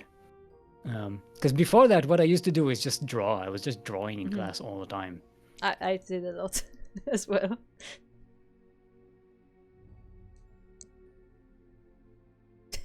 I had a few teachers who were making the classes interesting. I mean, yeah, you had those too. We also had a teacher who was like he was like a completely opposite direction, to put it that way. He wasn't like a bad teacher per se, but he was just like boring. No. He was this extremely soft-spoken person. He was just like, talking like this the whole time. And please don't talk while I am talking, please. And like, you are not getting through teenagers like that. I'm sorry. Yeah. I kind of feel bad for him, but like, you have a class of like 30 like 16-year-olds. You are not getting through. Just to understand how difficult, how bad it got. We had a civics teacher who was like that. She was very soft-spoken and very insecure, And at some point, some of the like the more class clown type kids decided that they're going to take a challenge, not to let her teach anything. Yeah, the but class. that's like the So they extreme side started of it. But yeah, once they found out that she watched like talk shows and stuff, like what kind of shows, they just started talking about some comedy show from yesterday, from last night, and they wouldn't shut up about it. And she talked. It got to a point where an entire hour went by and she didn't even teach anything. So like, it's like yeah, that can happen too. Also, I have another example of a very good teacher. I had in the same high school, like this is all the same high school, by the way, which is hilarious. Like just the span of variety of teachers is quite fun. But I had another teacher who was like, she wasn't strict per se. She was a maths teacher, but like she wasn't strict, but like she was very like to the point kind of person, like very very precise. Like this is what we're doing and so on. Like she was very organized. But the interesting part about her was she knew all her students. Like actually she knew like their like personality wise. So like literally we had this conversation. I have it like written down because it was pretty fun. But like there was this conversation where like I think somebody like said that they didn't do their homework, and she was like, no, yeah, of course you didn't. And then like another student asked, wait, did I do my homework? And she's like, you looked at the first example and then you decided that you don't want to do it. And it's like, yeah, right, that's what I did.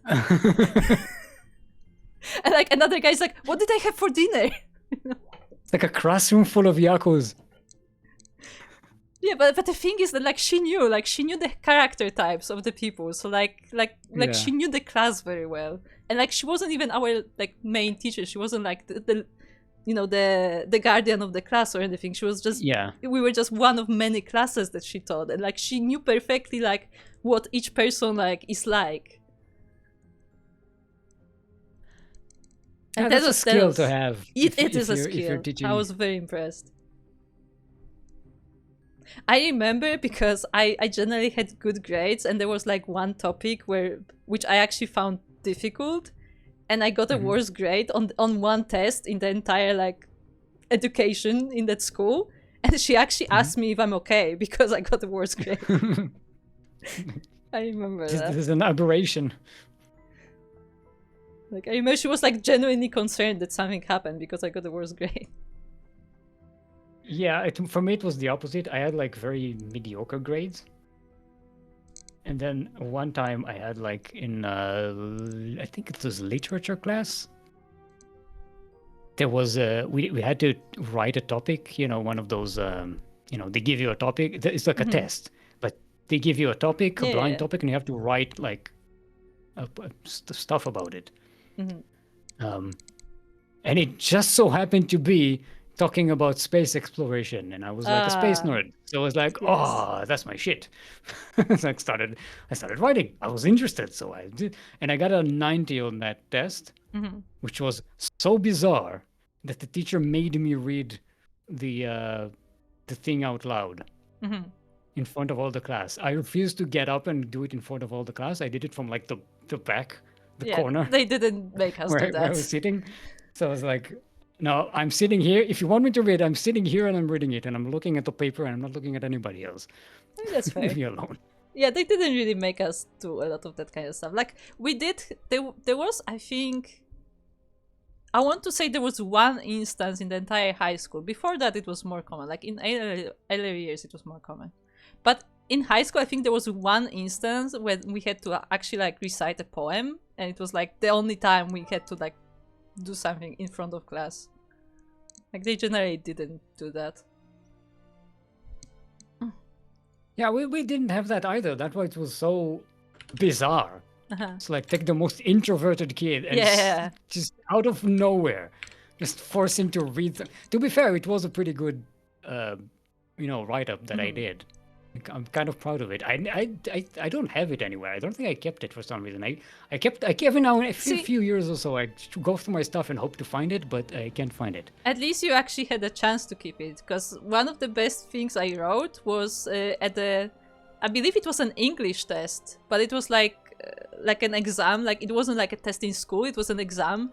So like all the exam papers go to like the central thingy, whatever, and you just never see them back. And I remember we had a fantasy topic. We had to write a fantasy story. I'm like, okay, here we go. And I wrote like an entire fantasy story. And I don't remember anything from it. I just remember that I liked it. So it's forever lost to time. I hope whoever was checking that had fun at least.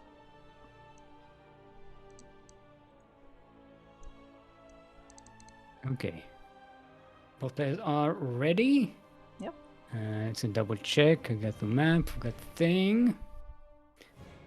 Oh, group. Oh. Have you seen what matchup we are in? Yeah, that's not very common nowadays. Yeah, it's a TV2. Okay.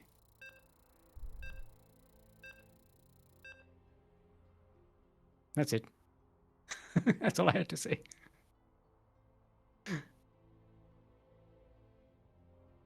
I like that Raynor portrait thingy that Boreau has. Yeah, I'm actually not sure what that is from. If that is from the comics or... I don't recognize the banner. No, I was gonna it looks show very it. hand painted. Yeah, it may be from the comics, but I'm not sure honestly. Anyway, we are on 10,000 feet, the map that has balls.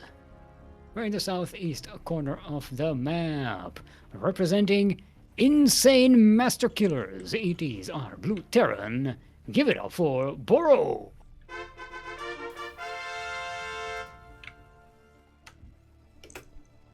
and across the map we have his opponent. It is the Red Terran player from Korea, representing Louder. It is Roselia. Louder! Louder. Look, I cannot yell because I'm using a headset mic, okay? I don't want to destroy everyone's ears. I don't want to destroy ears. Yeah. It's okay, I can yell, I have a pop filter. Yeah. Like it's much easier with like a standing mic. Proper microphone. I tried using a proper microphone and I just can't make myself do it. It's just well, you have to do more with the keyboard while your production and stuff, so it's a lot more difficult. You need like yeah, I have you the need clear keyboard vision. and I You have clear line of sight. yeah, I like my clean line of sight, but also like I tried using like the voice monitor in the mic and it just bothers me. But if I don't use it, then I don't hear myself and I just keep yelling constantly. So it's like Well, I just got used to what kind of, volume I need to speak in. It is weird, like, because I have like full-on headphones on that cover my ears. So I'm not exactly sure how loud I am. Yeah. If I take my headphones off and I keep talking, I sound way louder than I should be. Obviously, yeah. It's worse. Like, I had different covers for these headphones before, because they got worn out over time, so I bought replacements. But they had a really good seal, so I couldn't hear almost anything. It was very good, like sound masking. Yeah, see, that's another thing. Like the headset that I'm using normally now for casting, it actually doesn't isolate all that much, which is better for speaking because you hear yourself. Like it's worse when you actually want to isolate yourself. So now I have a separate headset for that. But again, if I'm isolated, it's more difficult for me to speak. I think what I may try is using the standing mic with in-ears, just so I can hear, but I don't know. We'll see. I'm still not convinced to using a standing mic. I kinda like this headset. For those wondering... It doesn't have to be standing, you can have an arm that holds I have an arm. I have an arm. So it's not standing, it's yeah, it's but I mean hanging. Standalone mic. Oh, stand. I know what you mean. I'm just being pedantic. I know.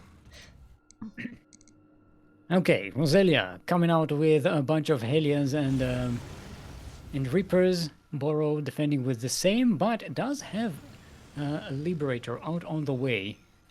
Going to maybe try and sneak around and do some damage. It wasn't scouted by Roselia, I don't think. No, Roselia didn't go far enough to see it. And there is a bit of like a fog of war on this side of the main base, so he may not be able to spot it in time. But there is some anti-air here for Roselia. There are some Marines. But they're focused on the front. Yeah, everything is being drawn away. The Liberator will do the backstab here. 5 workers down, 6 workers down, 7. Do we get an 8? Maybe? Boom! 8 workers down. This was a good move there by Boreau. Yeah, distracting Roselia here, and now the SCVs are coming back to the natural, but the army is here. Oh, the Hellion went down. Yeah, just in time. That was so dangerous. All the workers were lining up for the fire shot. That was so close. Yeah, that was extremely close. Would have been super disastrous. All in all, very good attack by Boreau. Did quite a lot of damage. 9 SCVs down. And didn't actually lose that much. Did lose the Liberator, which is a bit of a shame, but, you know, we got the economic damage early on.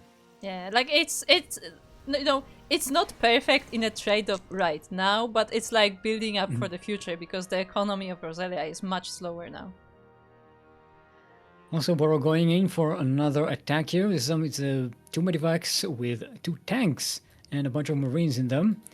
Roselia missing it and going across the map themselves. It's going to be a bit of a base trade here, maybe? Question mark situation? Maybe.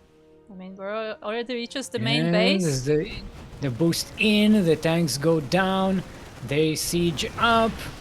Oh, the SCVs bunch up. Oh, there was a lot of them killed in one burst. Yeah, and Roselia knows that he cannot go back. He tries to go into the base, but there's actually a tank prepared on the side of Boreau, and he has control on both sides of the map. Very nicely done. Boreau can siege up here on the production of Roselia. Roselia has to bring up the entire army and wait until everything arrives before it can actually move up that ramp. Do you see what I see? What? No. We're migrating. Roselia will not give up without a fight here. Oh, the Ravens come in. Both tanks are disabled. Oh, nice. Nice move there. The interference matrices destroy the tanks. And Roselia manages to clear it up. But where's the production? There's a starport. Roselia has a starport. No, doesn't even have any barracks. Yeah, the second wave from Boreau is coming. 4 tanks here, and they meet the army of Roselia in the middle as well. And it's 2 big hits that Roselia took this game so far, and now this is a last-ditch effort to block the Terran advancement on the other side. It kind of works, actually. Yeah, Roselia destroys Boreau's army. But Boreau is sneaking in with a medivacs. They're not full of Marines, they just have a bunch of them. But that's enough to keep the pressure on Roselia's side of the map. Remember, Roselia doesn't have unit production. Yeah, good harassment there by Roselia. It looks like Boreau is out of tanks though, and Roselia still has a tank and a cyclone of his own. I mean, yeah, he can just siege up here and return the favor, siege up the production of Boreau. Oh, but the siege tank comes up for Boreau. The walkers are being pulled. The tank does go down, but Roselia is left with no Marines. But 1 Marine and a tank and a dream. When Boreau has a landed Viking. Still, after all of this, and at the same time, the drop on the other side. Yeah, there was no contest there. All the units of Roselia were across the map, so the Marines were just able to do a lot of damage at the base again. So both of them lost a massive amount of workers, but Boreau still has the bigger advantage, has the bigger army, has more workers, has more bases, has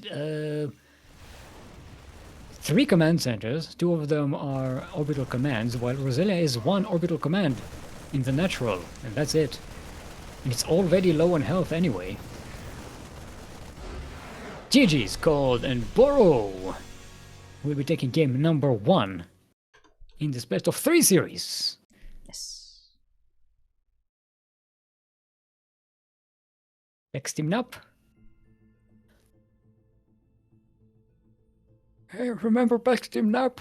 That was funny. Yes, I remember Backsteam Nap.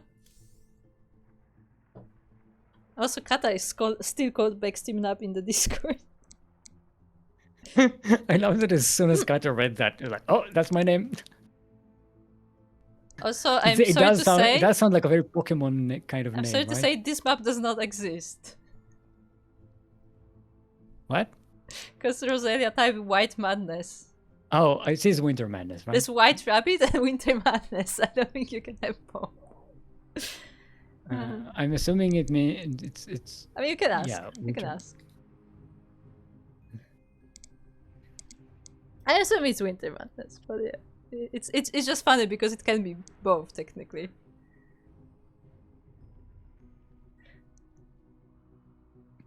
Yeah, it is.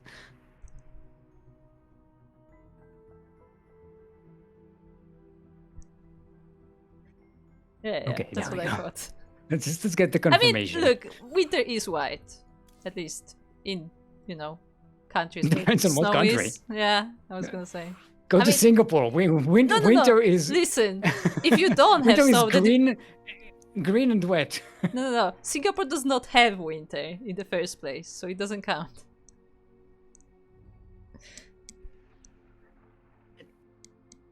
Yeah. Kind of. No, there's no winter. Technically, yes, because it's right on the equator. And? So yeah, so it doesn't have technically seasons. Yeah, it doesn't. Because seasons happen because of the tilt of the Earth, but actually that's not entirely true. But since it never leaves the area of the climate zone, then yeah, it doesn't have technically winter.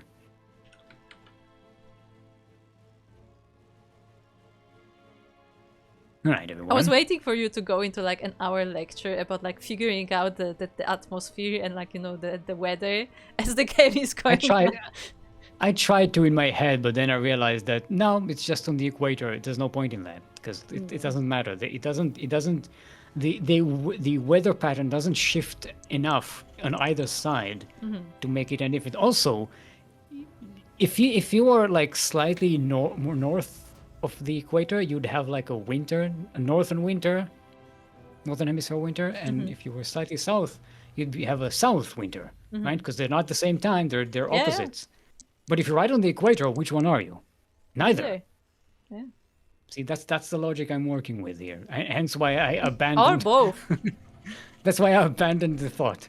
Backsteam up in the southeast corner of Winter Madness. Oh, this is the Winter Madness. Us trying to figure out if Singapore has winter. That's what they were going for. I know it. Because see, there are tropical plants here and snow. Yeah. So this is what Singapore would look like in winter. No, there aren't enough people running around like crazy asking, what the fuck is this white stuff? Why is it cold?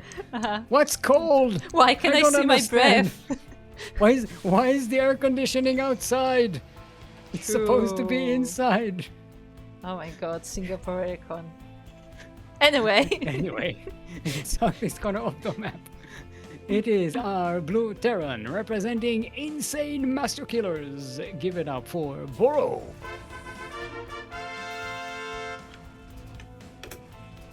And across the map, it is his opponent, the red Terran player from Korea, representing a louder.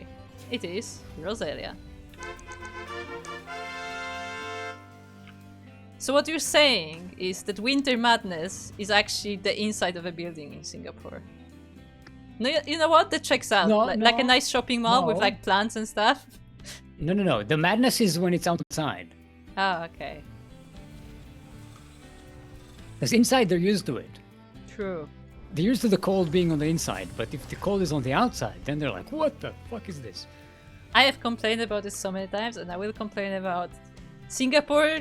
Just control your air conditioning, okay? Because you're crazy. I mean, look, it's the same for all warm countries. I can attest to that. I assume so. Like if you go, I wear more warm clothing sometimes in summer than I do in winter. But why? Why do this to yourself? Because if you go on a train, they just freeze the train.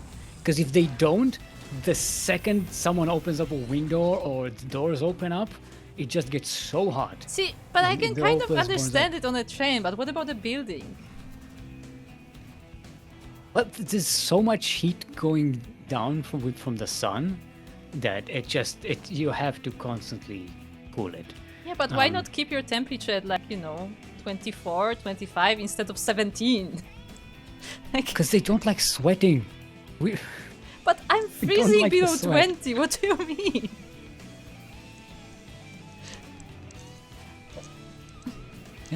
It's Shaking. yeah. I to be fair, I'm not a big fan of air conditioning, like strong air conditioning. I like air conditioning, but just keep it at, like, 24, 23 max. Like, below that is crazy. No, that's low to me. Yeah, that's why I say below that is crazy. Like, I remember, like, I when keep it being at- in I keep it hotel, at every 25, time they would 26. turn it to, like, 17. I'm like, what the heck? I keep it at 25, 26. Below that, Yeah. if I'm sitting around and working, then yeah. Yeah, like the just right- the temperature now that it's you're 24 comfortable like degrees. existing in, just on its own, without It's like 24 three sweaters. It's 24 degrees here in my room, and if it goes up by 1 degree, I'll turn on the air conditioning. Yeah, that's fair, I guess. I would say like 24, 25 is like around the temperature that's like comfortable. 26 gets too hot. Like, like when you're like, see that, as you said, if you don't want to sweat, then it's probably too much. But, Singapore is crazy. I will keep saying I mean, that. I got can't sick. argue. I I can't got argue with that. sick in Singapore because of AC. Unironically, That's not true. No, that is true. you got sick because you got exposed to bacteria No, from the other side of the no, I was perfectly fine until I went to this fucking frozen building. I'm sorry for swearing, but it was freezing. I was already wrapped up in like a scarf and a bunch of other stuff, and I was freezing. And after that, I got sick. Okay, I was fine before that. I actually preferred to be outside, if you can believe it. Like when I go to I don't go to cinemas anymore, but when I used to go to the movies, you'd usually have to bring like a pullover or something with you. Because if the place was full of people, it would be fine. But if there weren't a lot of people, they'd still cool it as if the place was full of people, and it would be freezing. Yeah.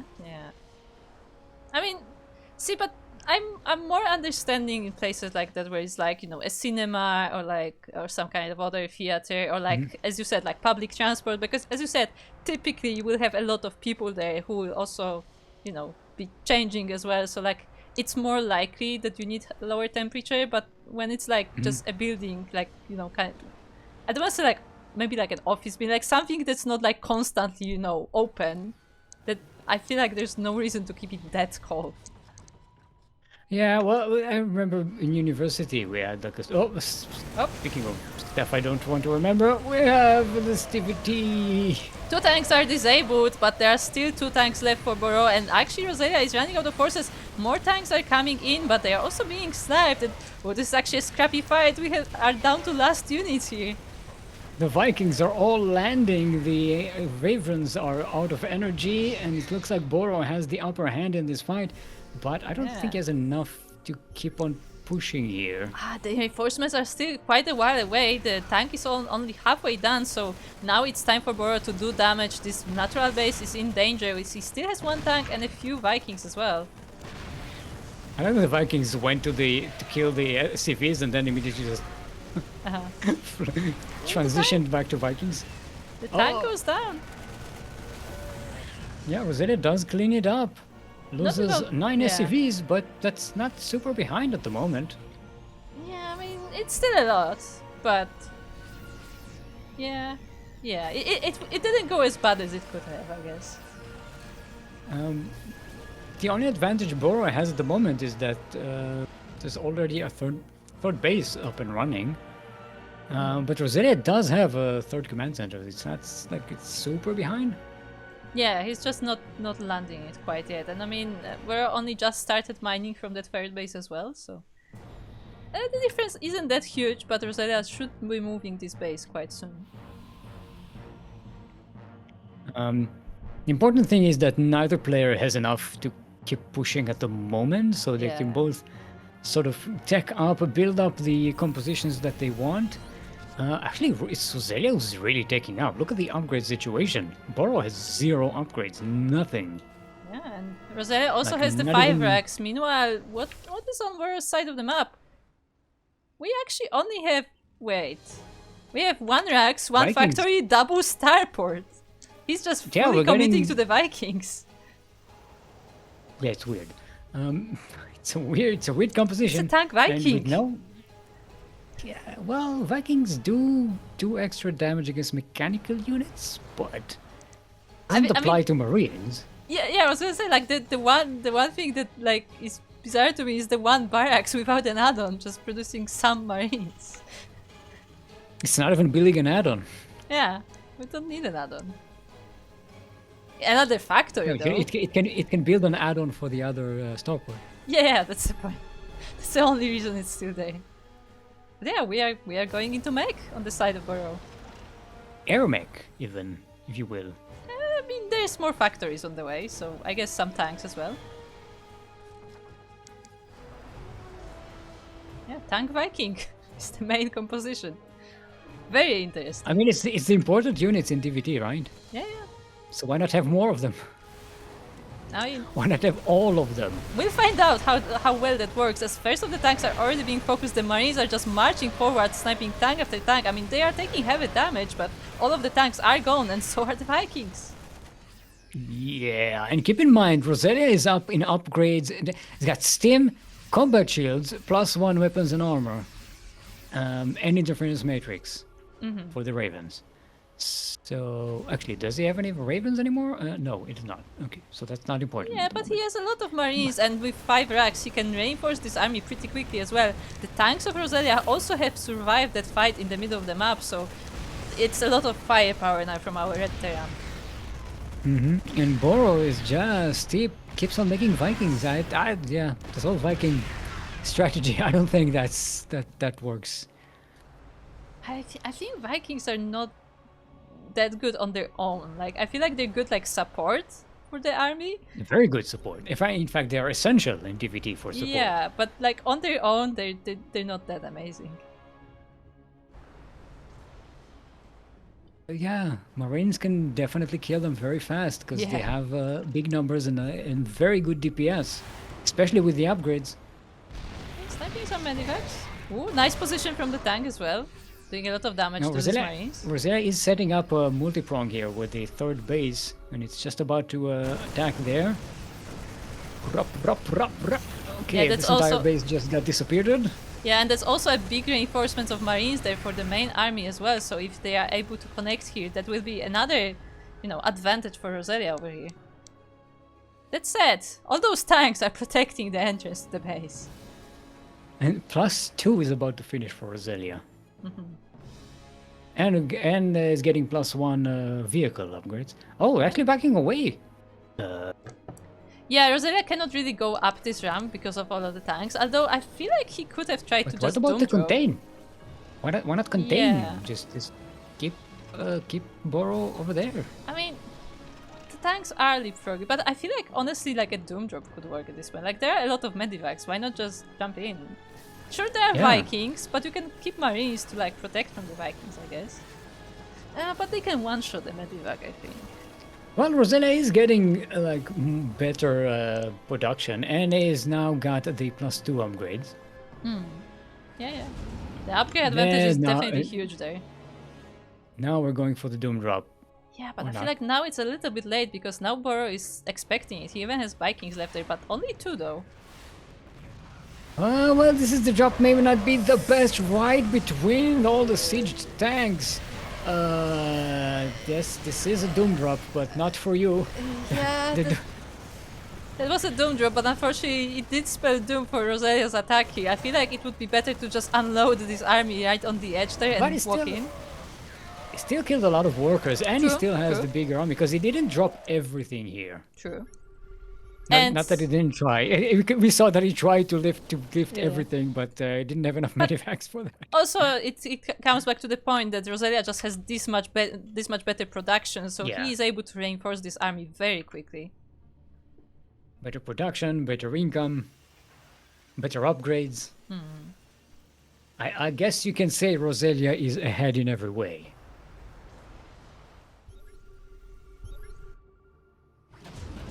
Hold on, I'm draining. I'm trying to bring this back to the man of one way, somehow. No, didn't come up What with are you anything. brain thinking Moving on. about? The brain thinking distracted you. Yes? Okay, so it's a doom drop combined with a storming the castle here. It's a multi drop. Well, the Vikings do go down. And so do most of the tanks. Roselia losing a lot of units here, but that doesn't matter because as long as Boreau is losing a lot of units too, that's a win for Roselia. Yeah, because Roselia has the resources to remake this army, so as long as he keeps the losses on Boreau's side of the map, then yeah, he's good. I will say though, this is like a minor thing technically, but I don't like that Roselia keeps diving the medivacs right into the Vikings. It's like, I mean, you have to be bold. yeah, but why not go around the Vikings instead of right into Because he them? doesn't know where the Vikings are. Yeah, but you can assume Also, where they are. when he saw the Vikings at the back of the main base before, he shifted and he dropped True. on the tanks instead. True. You're casting aspersions here. Okay. You need to cast storm, not aspersion. It's an aspiration. That's when you say something bad about somebody.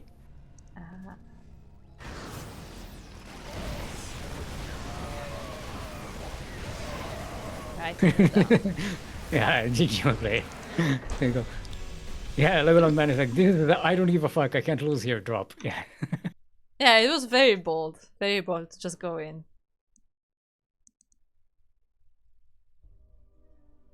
Okay, so we have ourselves a sideways 1-1. Will be so the last map. Let's see what's that's going to be. Next team up. Next team up. Next team now. Next team up. Also chat, don't forget So to Legoland hydrate man, your why aren't you hydras. playing? Why aren't you playing? Isn't he over the MMR? I don't know. I don't know. I actually don't know. Why did he stop playing? Get back here. Get back here. Citadel. This one we've never seen. I actually don't remember if we casted that. Taito Citadel. No, we've not. I would have remembered this name. I mean, you said that about the previous apps as well. Fair enough. And before, as soon as we get in there, I was like, oh, I remember this map.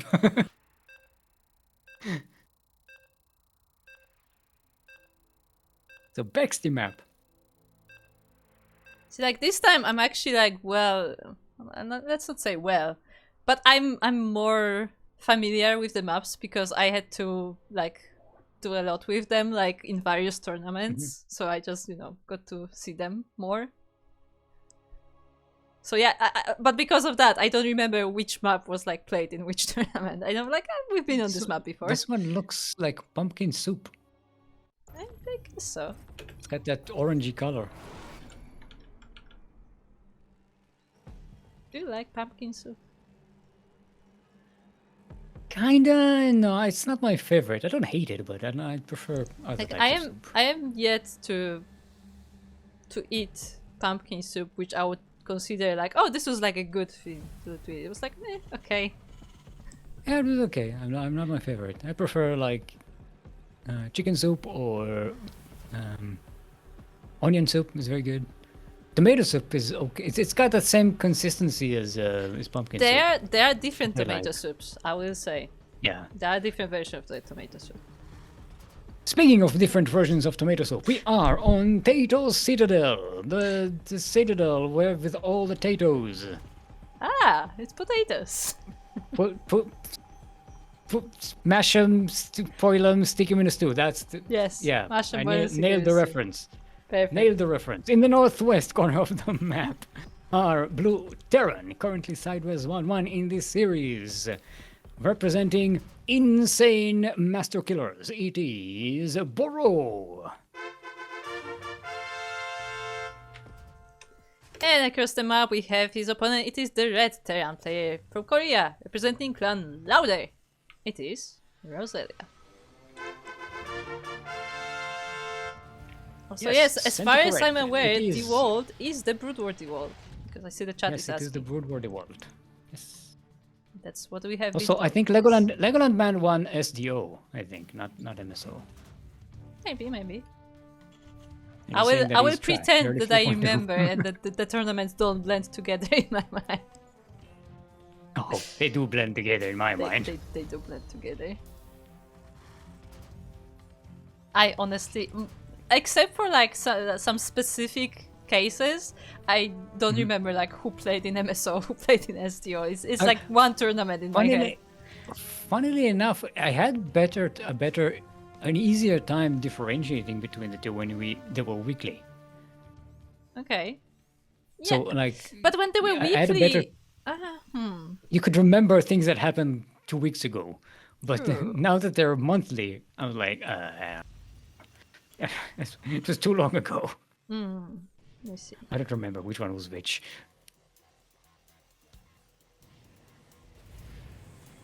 That's why I open up the Wikipedia stuff to remind myself what happened.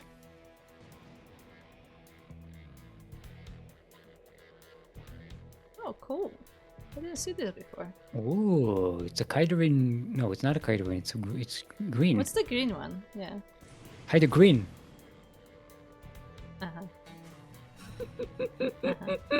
Yes. That's the one. Sorry. It was just there. So it's like Urash, right? Whatever it was called. What else was there? Subside. Trying to dig through old StarCraft lore. See, the funny part is I only know the names of the crystals because they were in the StarCraft 1 map editor. So I just like placed them in random places on the map. And that's why I know what they're called. Well, these have like green glowy thingies? Plants? Yeah. No, not this one. Next to This? the base. Where? The This is behind the minerals. See, they're like green glowy bits. yeah. Glowy plants. Our favorite Mushrooms like plants. things. Oh, hello, Moopies. Hey, there's Moopies! Found Just the hanging Moopies. out, having a barbecue. I feel like I have not Yes. seen a lot of Taito Citadel, I'll be honest. Not up close anyway. What is SDO? SDO is our other amateur tournament, which is up to 4.2 MMR. 4.2k MMR. 4.2 MMR! You can only play if you're like bronze 100. Yeah, it's the one you played in. I mean... Legoland Man I'm talking about. Oh, actually, hold on. Did I got ranked last season, right? I have to get ranked this season because it's a new season. I have to get back my platinum border. None of this bugged master. Legoland Man did... For some reason I remembered Legoland Man winning SDO once, but no he didn't. He was in the final four at one point. Ah. No? Okay.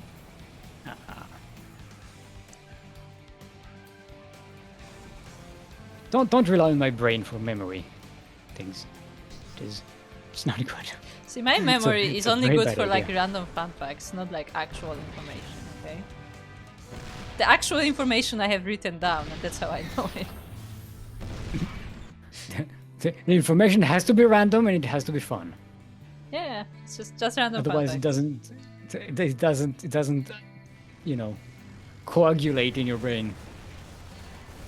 Oh, actually, Alright, Roselia was able to get up this ramp. Yeah, but Boreau is about to return the favor on the other side of the map. So it might be a bit of a base trade here. Oh, the tank is so low on health! Okay, it goes down. The tanks of Boreau are not sieged here. Roselia going for the countering it, but it seems like Roselia got Roselia is another losing tank. more SCVs. But there is a tank out for Roselia, and the landed Vikings are clearing everything up on the other side of the map. Boreau, doesn't he have anything to defend? He's got a Viking in the air, but that's about And a it. tank. And There's also a tank. there's a tank sieging the production here. There's a tank coming out for Boreau, but I don't But there's think it one will next be to the enough. command center as well. Yeah. Oh, nice timing there by Roselia, jumping on top of the tank as soon as it comes out. The repair is not strong enough. Yeah, And both it tanks going looks- down. Now Justice Viking and the SCVs. The Viking goes down as well. The SCVs are desperately trying to defend this base, but there's only so much they can do. Celia made more Marines than Vikings, and he has 0 workers and no income. Oh. Oh, this is A mule and a scrappy. dream is all he has. Yeah, but I mean, Boreau doesn't have anything either. He has 100 minerals and 2 SCVs that are mining gas. Oh, okay, he's mining He's minerals. building a barracks that can't make anything. But it can make one Marine.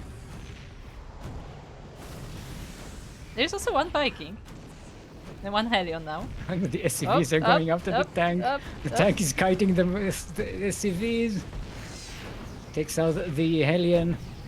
I think Roselia has this. I think Roselia dropped a mule, because he has resources. I think he dropped a mule. Yeah, he dropped a mule.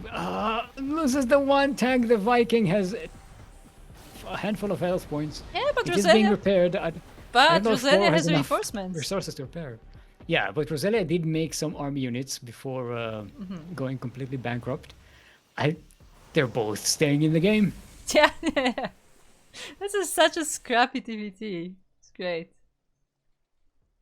Have you had Chopra? I don't think I have. I don't, it Don't know what sounds that is. familiar, but I don't think I've had it now. I like. You know what I like? You know that the Spanish cold soup. I keep blanking out Gazpacho? on the name of it. Gazpacho, yes. I don't think I've had it. pretty Ooh, the factory, the factory, the factory! Oh, it's saved. But a lot of SCVs are dying Vikings. for it. These landed Vikings do extra damage to SCVs. Remember? Oh, but the tank is out. Oh, Yeah, it was a This good is- attempt from Roselia, but Boreau was able to save the factory. I still think Roselia has the upper hand here because even though Boreau has the better income, Roselia is able to harass on the other side of the map while building up an economy.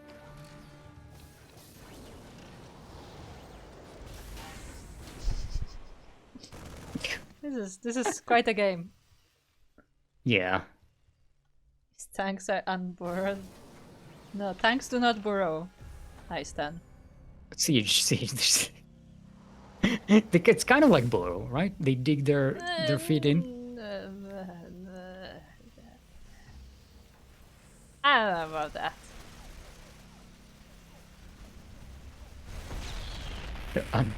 Borrowed. I just read it in chat. I didn't realize it was a pun. Este Heistan.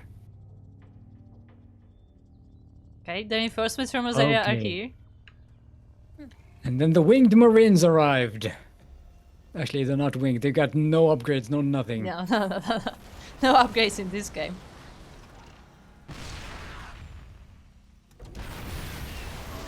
But now we can lift up this thing, but there are Vikings that can shoot it. And they give good vision to this single tank as well. Oh, will this tank come out? He will, right? Boreau has to use the SCVs to repair, though. Okay. This is a weird puzzle. Oh, he locks on to one of the Vikings, takes one of the Vikings down, and manages to sneak a tank in to the range of, being in range of Roselia.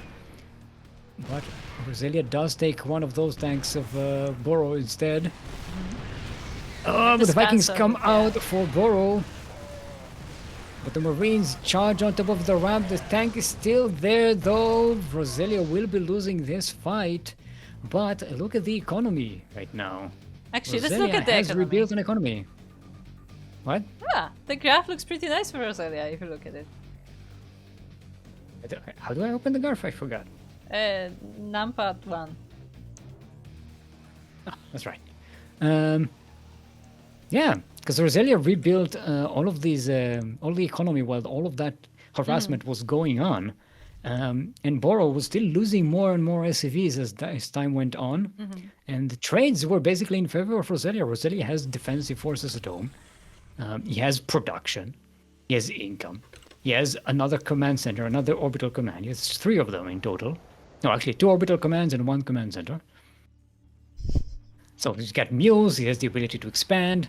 He's got 37 workers, Boreau still on 21. And we're all just now starting to mine from that natural base. Yeah, so Roselia definitely in much better position here, but he also is giving some time to Boreau to rebuild, so I assume Roselia will soon be moving out to once again put some pressure across the map. So Phoenix is saying that Stukov tanks Boreau.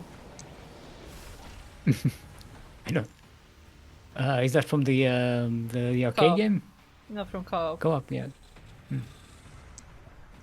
If Roselia can get the Libs, it's over. Yeah, Liberators would have been really nice here, I think. A really powerful siege unit in this kinds of situation. When anti-air is very scarce. Roselia setting up the third base. Before this game becomes like an hour-long game. Yeah, it's just going full macro from here. Like neither of them will attack, and they will just build up. I mean, look, this already looks like a proper base again. It was empty. They tried their heart out not to play a TVT, but you know, you can't. You just have to play a proper TVT. Yeah. Look, they're getting Steam. They're getting NG Base. Hey, Craig. How you doing? Hey, how you doing? Long time no see. Just standing around here. Don't mind me. Yeah, scouting. Pretty sure I won't be the one dying first. As always. That's what they promised me. Okay, Roselia has Steam now, and starting with +1 armor and weapons again. Roselia having the upper hand in terms of upgrades. Yeah, Roselia definitely staying on top of those upgrades whenever he can.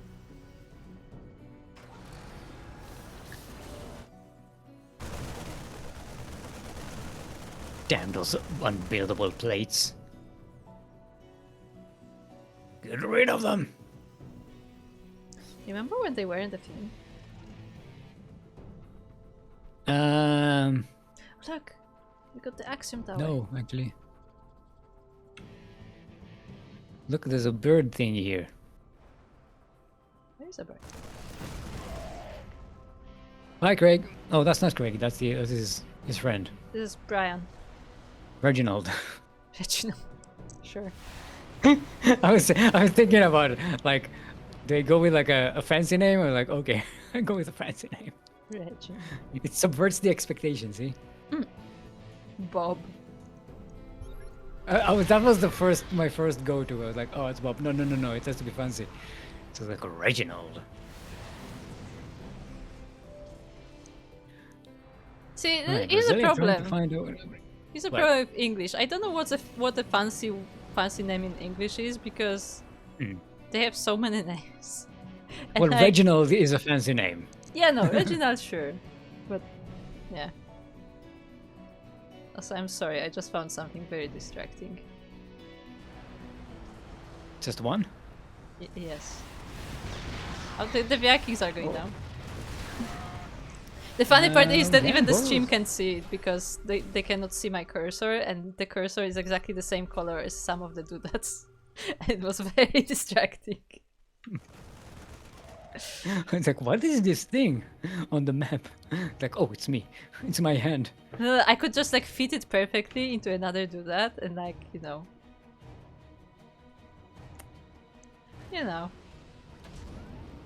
I'm not distracted. You know, you can make your cursor visible, right? I can, but I don't want to. I don't want them to see what I click. Yes. It's a mystery. Oh, we have a nice doom drop here from Roselia coming from the other side. It's going to be a multi-prong here. Yeah. Roselia attacking the natural base and dropping into the main. There are patrolling Vikings on that side of the map, though. Yeah, but they may get distracted by this frontal attack here. Could be, could be. All the scans. Yes. Now we're in TVT. Yes, they're getting pulled up. The Vikings were pulled off patrol, but there are still some Marines there. Yeah, but they're not That enough might not be DPS to enough. actually take down these medivacs before they unload. And keep in mind, Roselia does have the upgrade advantage. The Marines are much stronger, but yeah, Boreau brings the entire army here, and Roselia doesn't push forward. Okay, now there's a push forward. The tanks are unbacked, but they're still in a good spread, and Roselia just lost an entire army and didn't gain much from it. Yeah, the good news for Roselia is the reinforcements are coming. He has constant production, he has this third base set up, and fourth is about to begin mining as well. So he's in a very good position economically, so he just cannot like lose the game here, and he should be able to keep it going. Ooh, the drop Well, though. there's a drop on top of the tanks of Roselia. Actually, it's a very slow drop. Yeah, all of these Marines are just one by one, dropping and dying. This is not effective. This was ill-advised. This is the value Roselia wanted. And now he got it. Yeah, I mean he was able to kill quite a lot of the army of Boreau, so that's still like resources that he did lose. And keep in mind, Boreau has the way lower economy at the moment. Stuck on 2 bases, has a much lower worker count, and Yeah, could and have actually even forced lower to more pull, when yeah, they are forced being to pull the pulled. SCVs as well. They are cleaning up the tanks though, but losing more workers. Roselia has more than double the workers, double the bases. Actually, more than double the bases because he's building a 5th base. Yeah, why not?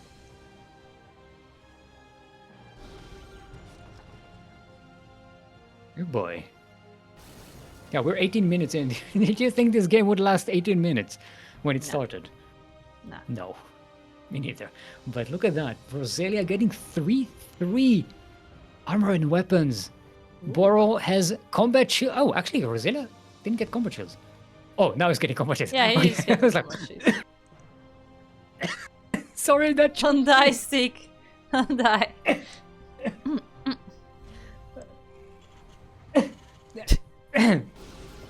Still killed by a command shield.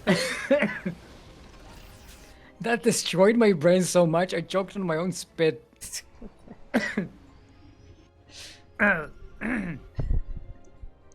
Reef stick. It's okay, I'm okay, I'm fine. I'm alive! Uh-huh. Like, no combat shields! How dare you! Back in my days, we all had combat shields. Yeah, but with all these Marines focusing on this third base here for Roselia, and this is GG. Roselia will be taking this series 2-1 and advancing to the grand finals. Yes, we have ourselves a rematch. We were always going to have a rematch. Yes, yes. You know what I mean. Yeah. Back in my days, we didn't have combat shields. All the ladies had combat shields. Get it in Brood War because the medics had Yeah. combat shields, Yeah. but the Marines didn't. True. And they were like, "Why are we giving the medics the combat shields? Give them to the Marines." Because the Marines were just cheap force and medics were actually valuable. In Brood War, anyway. Yeah. That's why they put them in the medevac. Yeah, true. So basically what you're saying is that medics upgraded, so now they could pass the shields to the Marines. Yeah. And It's also like, they it's can like heal the two- older, two at the like same the time. older brother, younger brother kind of thing. Yeah. They're like, why are we sacrificing medics here on the front line when we can just put them in the sky? But anyway, with that we have our grand final set. It will be Dewalt versus Roselia in just a few short moments. But before that, we will take a quick break. Roselia Segi, I forgot the combat shield. Yeah. It took us a while to figure out, but we figured out. Yes. I should say that the combat shield almost killed Steelmold. But Yeah. we will take a quick little break, and right after that we will be doing under our random raffle for today, and then the grand finals. Stay tuned.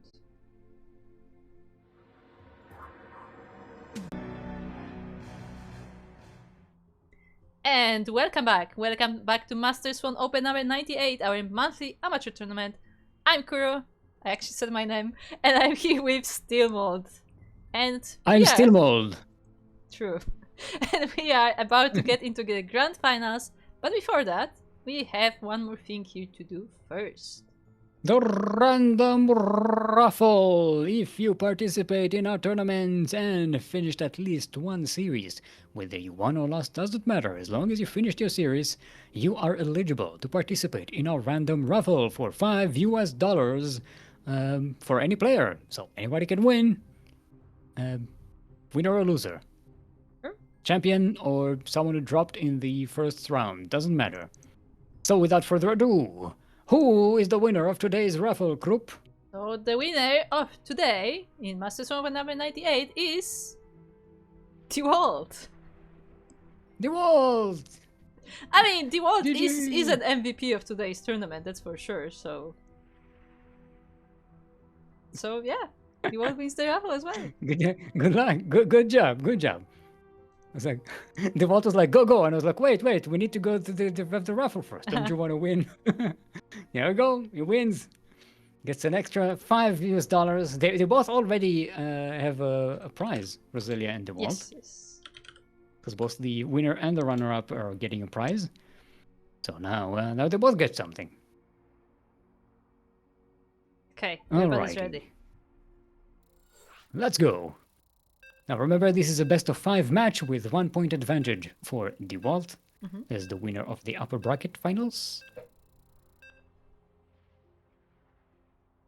And we are on Tourmaline. Yes.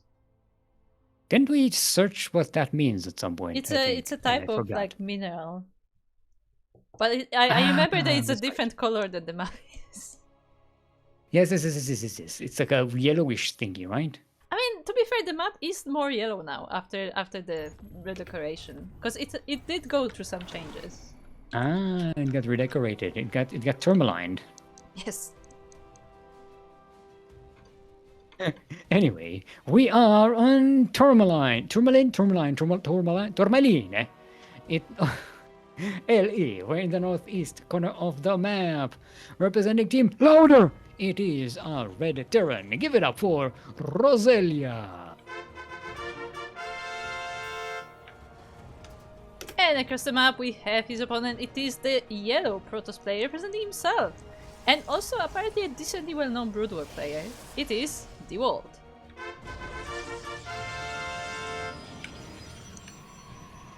And we're starting spicy.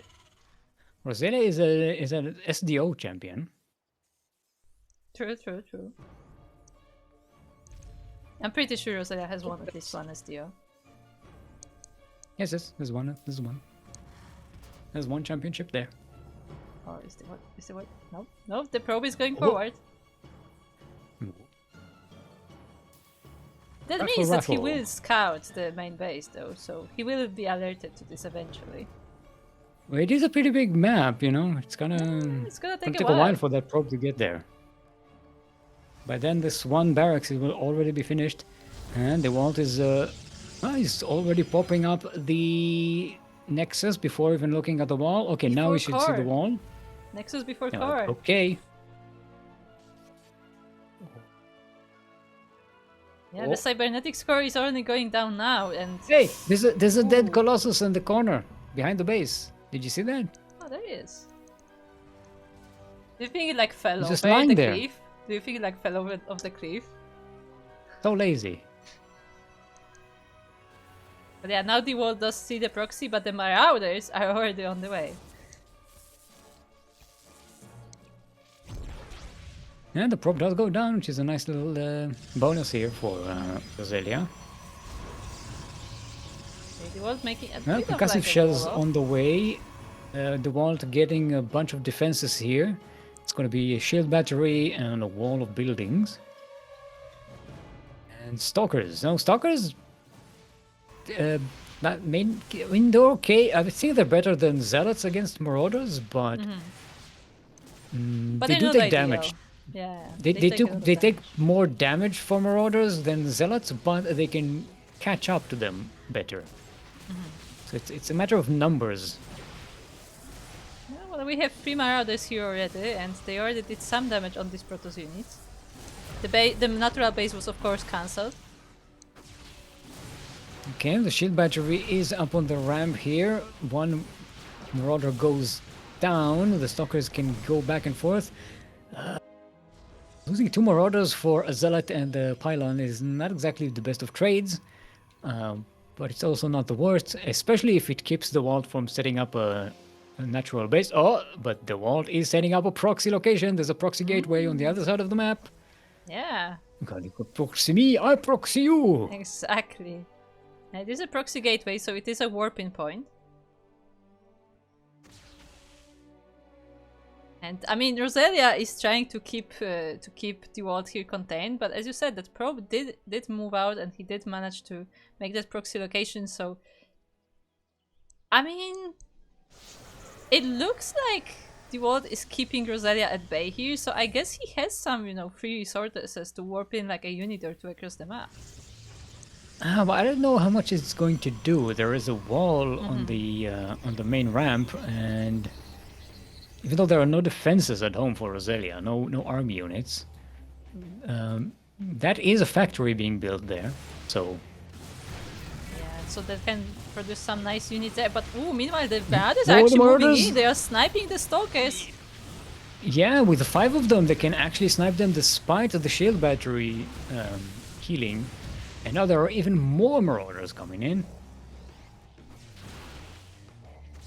Oh, but Roselia realizes I'm being attacked at home. I have to come back. No, he's just regrouping the Marauders. I mean, he cannot go back home because he has to do damage here, and I guess it will be a bit of a base trade in the end. And marauders, they walk slowly. So I'm gonna try and snipe these stalkers. And we'll going in for a base trade. Full-on base trade right here. Okay, the last stalker does go down. Yeah, there are enough marauders to kill anything that comes out, especially if they come out one by one. More probes are going down, but SCVs are being lost on the other side of the map to those stalkers. Roselia is just using the SCVs on the other side just to body block for the Hellion. Yeah, it's just trying to buy the time. So, but actually, the stalkers went down, or were they recalled? I think they were recalled, and now they are going down as well to the Marauders. And that GG is called Roselia, taking the first map. What a scrappy game! Yeah. We have ourselves a sideways 1-1. This is the first point Roselia manages to get off of Dewalt today. Yeah, very nice. They did meet each other in the upper bracket finals. Oh no. Where Dewalt won 2-0. Oh no. Still. Oh, Dewalt is asking for any map. Okay, what have we seen the least today? We shall get Mothership. We haven't seen Mothership today. Okay, Come on, let's go. Let's go. Fucking Mothership. I think that's actually the only map we haven't seen today. So there you go. Yeah. Going in the Mothership, baby.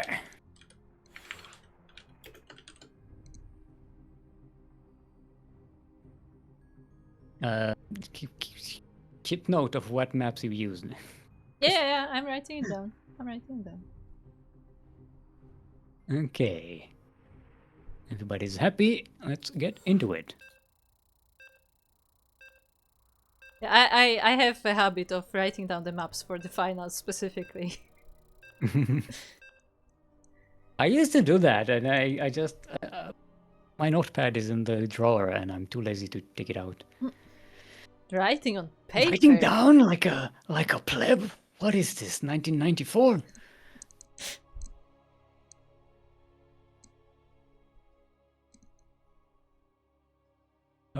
Oh no. Oh, okay. So I thought we might get stuck again. No, we're good. And welcome everyone to Mothership, the mother of all ships. We're in the south, kind of southeast corner of, not corner, like parts, like in the quadrant of the map. The area, zone of the map are Blue Terran, representing Louder. Currently sideways 1-1 in this best of 5 final match of today's Master Swan Open, the number 98. Our Blue Terran is Roselia.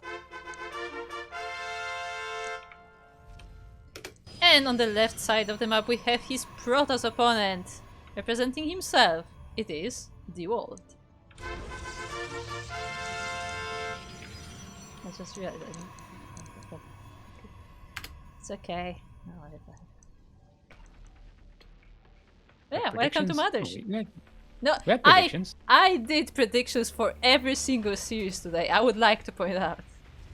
Yeah, and it did not have to be reminded a single time. And I'm not being sarcastic now. Yeah. I know it sounds sarcastic, but no, I'm not being sarcastic. You did it pretty well. Can I remove one arrow from my screen now? Yes, you can remove 5 of them. We had 5 series.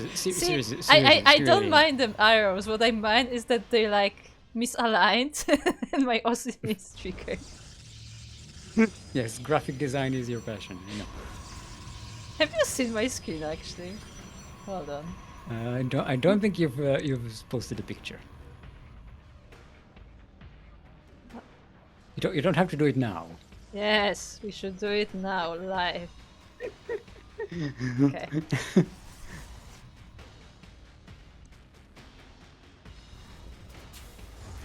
I mean, we have a 1-1-1 from Roselia, it looks like. But we'll see. We'll see if it's 1-1-1. I'm trying to zoom in. There's on the command post thingy.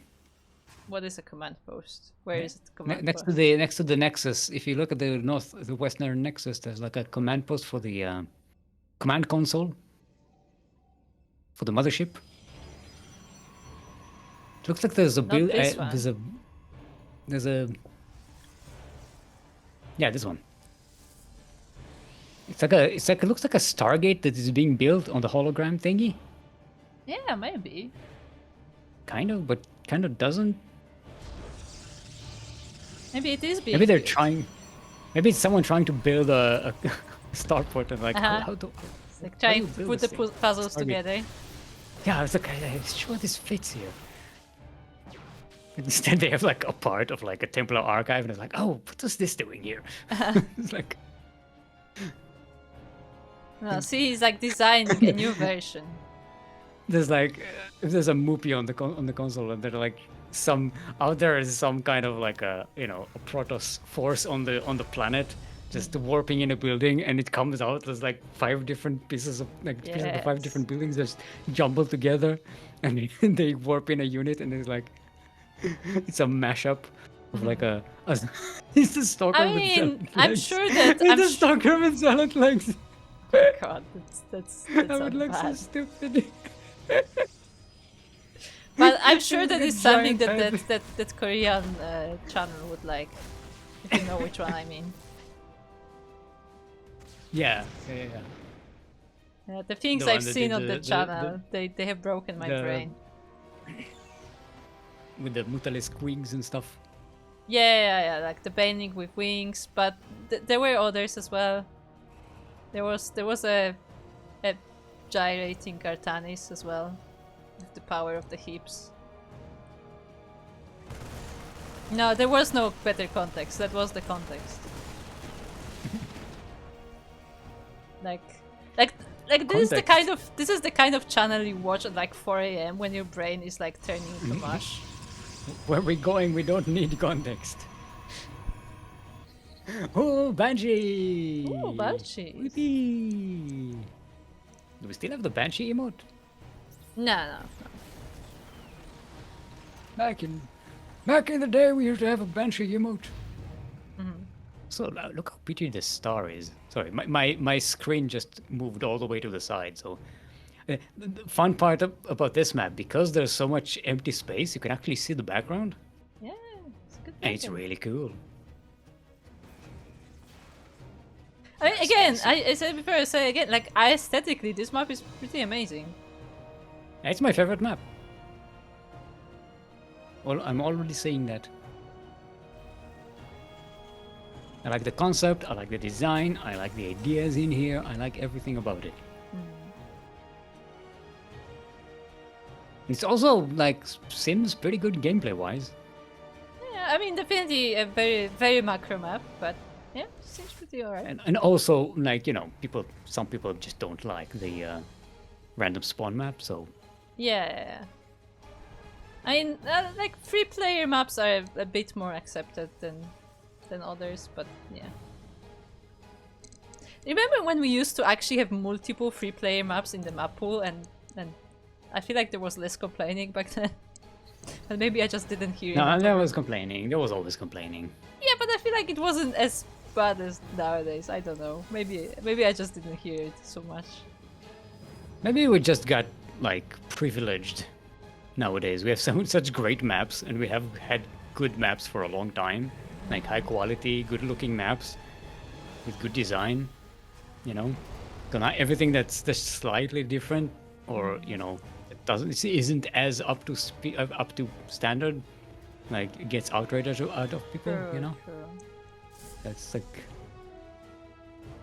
Gotten used to the good stuff.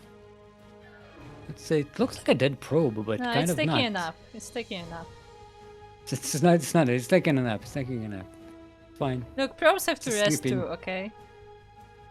The lights are Not on, dead. so clearly it's not dead. It's just taking a nap. It's just resting. Yeah. Oh, the I stalkers, bought the this stalkers, probe the not stalkers. half an hour ago, and now it's dead. Right. Speaking of dead, these stalkers may not be long for this world because there are cyclones with laser eyes, Yep. and there's a tank in as well. So they go in, they do some damage, but they have to back away. 'cause Yeah, the one Dewalt was already trying. lost a bunch of them. The one was trying to snipe this starport, but was not able to. And actually, the banshees are getting both of their upgrades, so we're really committing to the banshees here. Hyperfly rotors! Get your afterburners ready! Afterburners is a different upgrade. No, this is the upgrade that gives them afterburners. Oh, okay. Remember, they have like. Yeah. I'm not talking about medevac boost. Talking about banshees with burning fuel. Oh, the banshees are about to meet the army, though. Cloak. It would be so silly if they died here because when they have like, oh, we could click a button. This. I mean, there is an observer here, so they still may. Man, they still kill a lot of stalkers. Well, they did some And they damage. keep the Protoss army from. They keep the Protoss army from going forward. Yeah, exactly. What the most important part is that they bought a lot of time for Roselia, so Roselia can prepare for this attack. And Dewalt actually goes back home completely. And playing very greedy. It's taking a 4th base right now. Confident that he can withstand the Terran push here. Oh, Hellbats. Interesting. I guess they should be good versus Zealots, question mark? I mean, if they can tank them, you know, keep them busy so they don't get to the tanks on the Marines, that's pretty good. Yeah, I Because, no, but honest question, are Hellbats actually good against Zealots? I feel like Hellbats are just squishy, no? I mean, their job is to basically be cannon fodder for the charge lots, I guess right? so. They still, and remember, they do AOE, so if charge lots, swarm them. Yeah, but my point is, like, job- do they have enough damage in that AOE to actually... No, to their job is matter? not to. Their Speaking their of- job is just to do some damage on the charge lots and prevent them from going for the tanks and marines. That's it. Like, it's not an ideal composition to have at the moment. It's just that Roselia had them, so he's using them. Roselia is not very much defending at home and losing all of his SCVs so far. Yeah. Trying to establish a point here between the bases of Dewalt instead, but the entire army of Dewalt is at the third base, and Roselia is struggling to find a good opening here. Yeah, even the tanks are on siege right now, and the Dewalt doing a number on the production of Roselia. Roselia has 0 production going on right now. Well, almost 0. There's a Banshee coming out, but that's it. Okay, Dewalt actually pushes in tank range and loses a lot of his army. But remember, he has the much better economy right now. He can actually rebuild. So long as Roselia can't translate this into a continued push, Dewalt wins this game. There we go. Yeah, as you said, GG Dewalt and wins this game. Dewalt- Yes, I was right. That's the important bit. Yes, yes. Dewalt takes the score up to 2-1. Remember, Dewalt had 1 point advantage coming into this series. So he is on match point to win yet another championship. That is 2 in a row, 3 in total. Oh, and this time we are getting White Rabbit.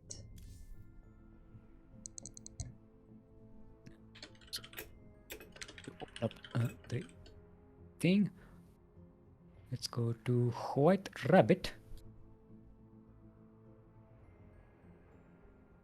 We were Western, Central, Western, right? Yes. I was opening up an older MSO tournament because I think they both ran up against each other before. Mm-hmm. Let's just see through the lobby. Base check. Yeah.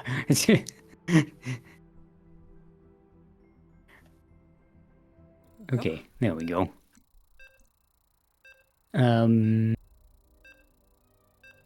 Master Swan, the number 97?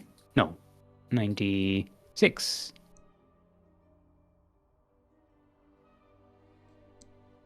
No, not 96, 95. Just gonna check I know one numbers. by one. So they're all open as tabs, and I don't remember which one was open first. So it's got me confused. They in fact did not meet on that tournament. They were on either side of the bracket. I think this tournament is the first time they are meeting each other. They are getting a headful, a mouthful. Anyway, we are now on our map number 3, technically point number 4. We are on White Rabbit Alley, where in the top right corner we have the first of our players. It is the Korean Terran player, the blue Terran representing clan Louder. It is Roselia.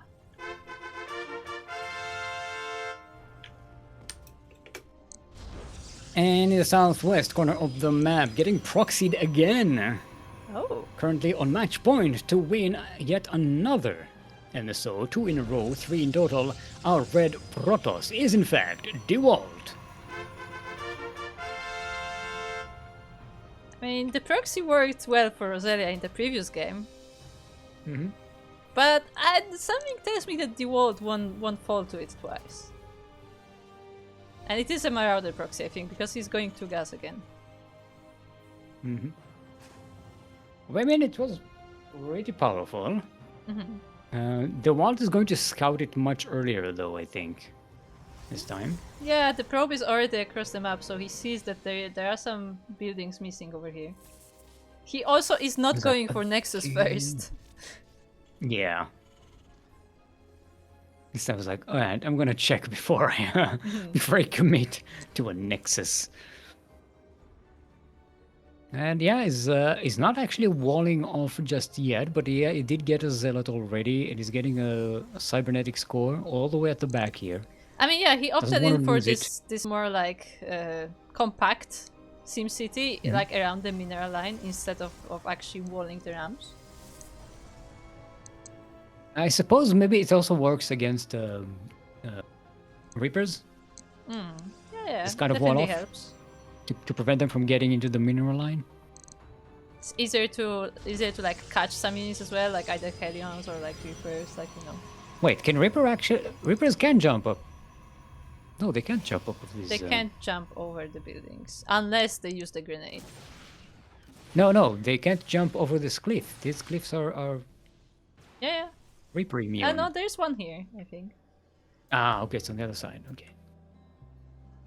So this wall isn't really that effective as I thought it was. I thought it was walling off a Reaper ramp, but no, there was no Reaper ramp there. It's This on the is- other side.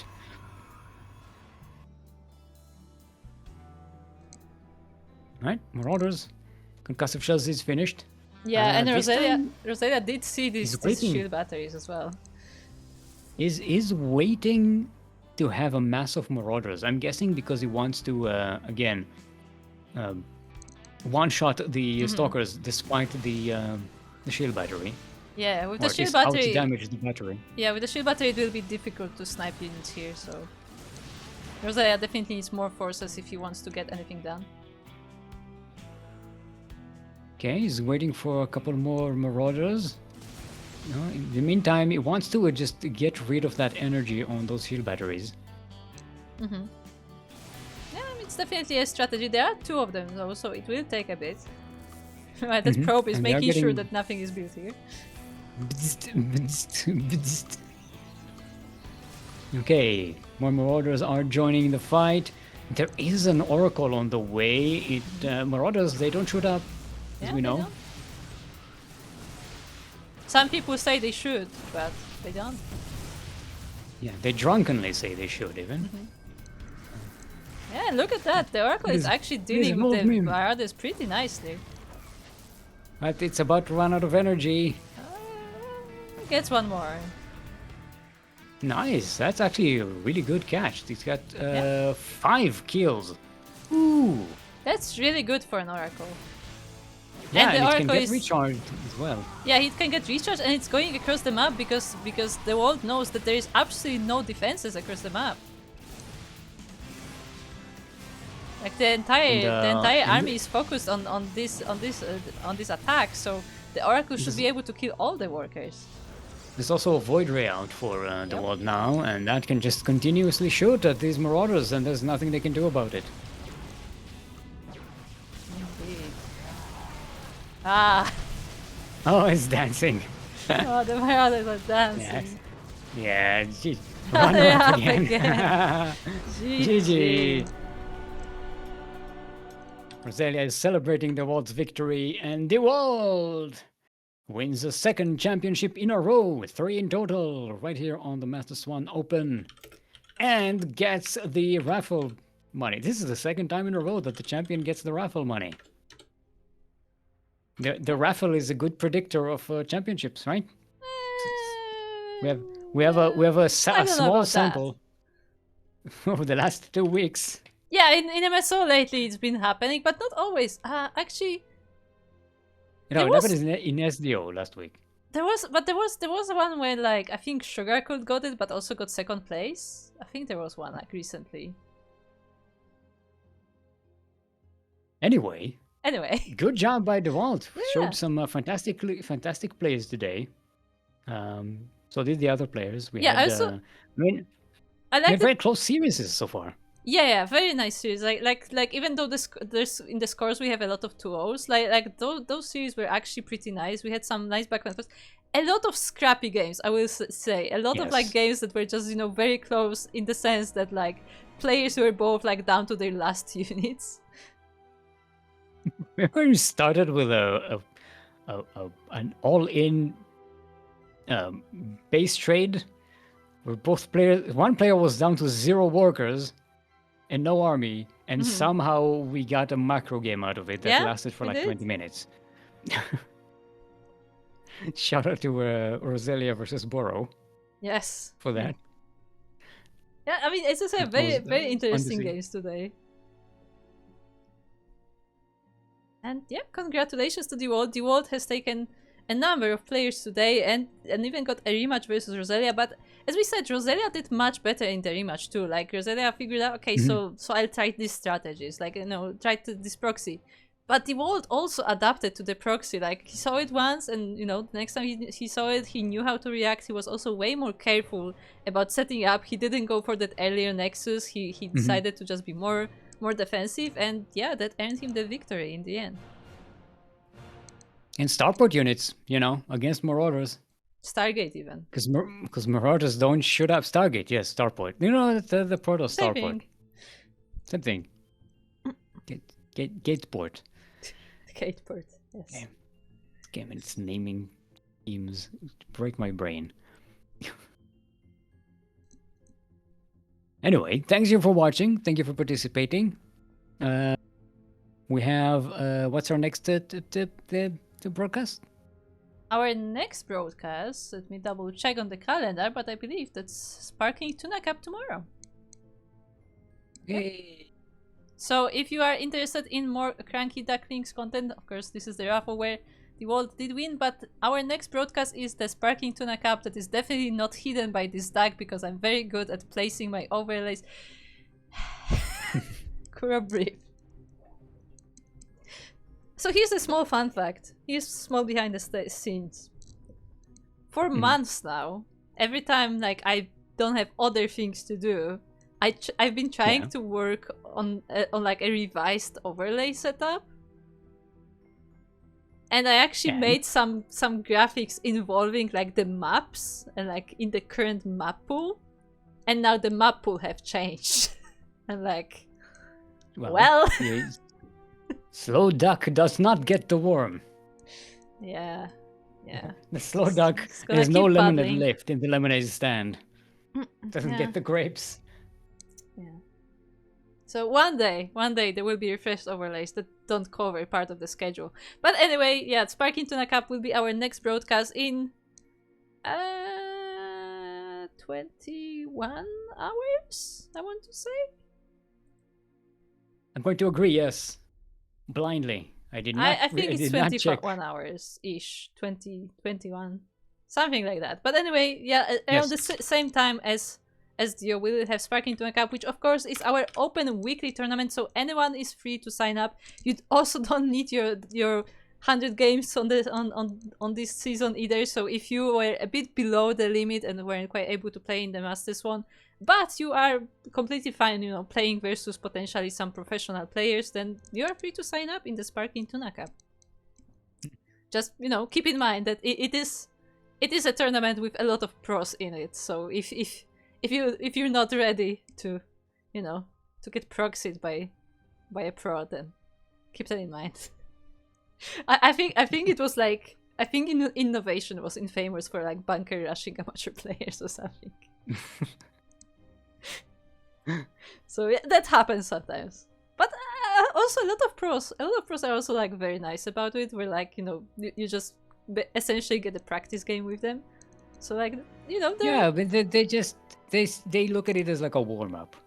Yeah, they have a warm up. You know, they can have some fun as well. Often they will like play a different race just to, you know, you see what happens. Like, you know, it can be fun. Again, I will like. I remember like some of my fondest memories of like playing in open tournaments was like I would like repeatedly get matched up against Riang to the point that Riang started calling me his practice partner. Because like every week I would just be playing Riang again. That's fun. He's a fun player. Yeah. But anyway, yeah, that is the next thing on our schedule. So if you are looking forward to that, then make sure to check that out. Of course, that will be casted by Light VIP, so me and SteelMod, we actually will be on a hiatus for a while. Both me and Stick. Like, I will be still like behind the scenes, and SteelMod is always in the chat as well. But the next amateur tournament that we have currently planned is actually 6th of December. That's what it is on the schedule right now. Of course, because this is still quite a few weeks away, that is subject to change. So keep an eye open on our socials, on our Discord, on our on Twitter /X, on Facebook, Instagram, Mastodon, Blue Sky. We always post the signups on all those services. So if you want to keep up to date, to make sure to follow us. I even post on YouTube. So I started posting signups on YouTube as well. So you can check it there as well. How do you even read YouTube posts? I don't even know how to get to them in channels that I follow. I always just randomly stumble upon them sometimes. If you go to the channel, they show up.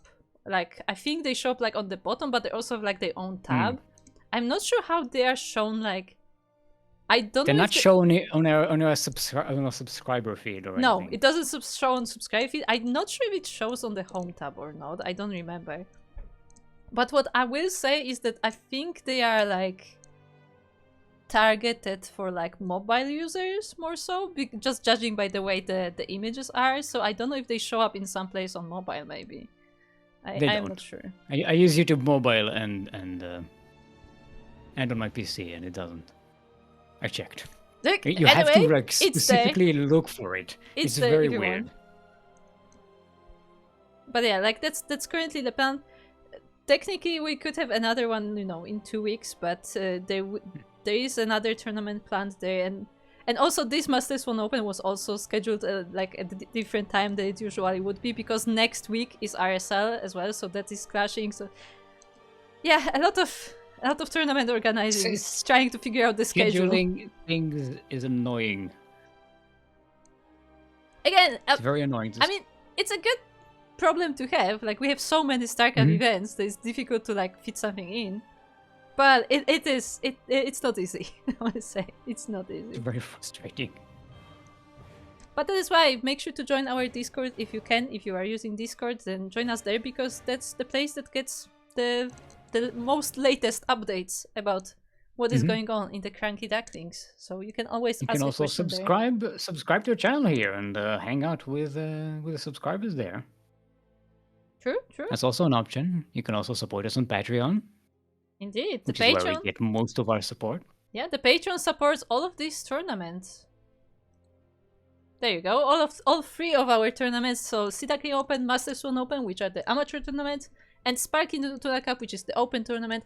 We also have a 4th tournament, Tenacious Turtle Tassel, but that one is fully sponsored by Mark BT, so that's why it's not included in the Patreon. But yeah, you can definitely support our tournaments and see them grow in the future. We actually received a lot of support this year on Patreon, and like our tournaments have grown significantly since then. Like, we're able to offer bigger prize pools, we're able to pay out money to more players, because we can actually, you know, expand it to like the lower positions as well. So yeah, thank you very much for supporting. When do we get a stream with all 3 of you commentating together? I think we've tried 3-ways casts before. Casts are very difficult. They were always chaotic. They are very difficult because no one knows when to speak ever. Yeah. It's difficult enough to do it when it's 2 of you. Like, especially because like the thing about even in duo casting, because we're doing it online, like, we don't like get cues about when somebody wants to speak. Yeah. And like on top of that, we also like have a delay, you know, in the connection to Discord itself. So like it sometimes gets a bit chaotic with 2 people, and if you add another person to it, it's just more and more chaos. And we're all sort of allergic to silence. So every time there's a silence, we're like, I need to say something, I need to say something, I need to say something, I need to say something, I need to say something. So everyone just tries to fill the silence, and everyone just talks over each other. Fun fact, it's very difficult. It actually used to be a thing where on the very, very beginning of Ducklings Open, on the first tournaments, it was actually Light, Yaku, and me trio casting from replays. Yeah, but it was replays. It was replays. That's the important part. And also, we were very, very not good at casting. You were a lot more shy back then. Yeah, but also we were just, it was not as much casting and more just commenting, you know? Yeah, so just hang out. It was more of a hangout than like professional casting. I think the most we ever did was like 4 people in a cast. I think we did. I think it was me, you, I think Yaku and Kata. Like I think we had something like that Quirky? during team leagues. During team leagues, I think we got like a few more people. Yeah. It was always chaos. Yeah, it gets chaotic very fast. Is what I would say. But yeah, with that, Stick, where can we find you? Because clearly they want to watch more of Steelmode. Twitch.tv/Steelmode, that is twitch.tv/Steelmode, or Steelmode on YouTube if you want to watch me. And that's where you can watch the stuff that I do or don't, because I don't stream that much anymore. Sometimes I do, sometimes I don't. I am not committing to anything. Goodbye. Kuro, where can they where can they find more of you? You can find me at 16 Squad Sanseki at both Twitch and YouTube, as I stream simultaneously to both. And usually it's not StarCraft. I mean, again, maybe I will play like some ranked games, because I do need to get ranked for the season. I try to at least get ranked each season, but most of the time it's Final Fantasy XIV. So if you are interested in following our adventures in the MMO, then feel free to tune in. We want to watch Kuro stand around and Light run around unstoppably. Yes. Like if you want to see the difference between a hyper ADHD and non-hyper ADHD, just watch Kuro and Light play Final Fantasy. See, that's how Light is thinking. He's just, thinking by moving. Yeah, it's just you standing around or running around the entire map.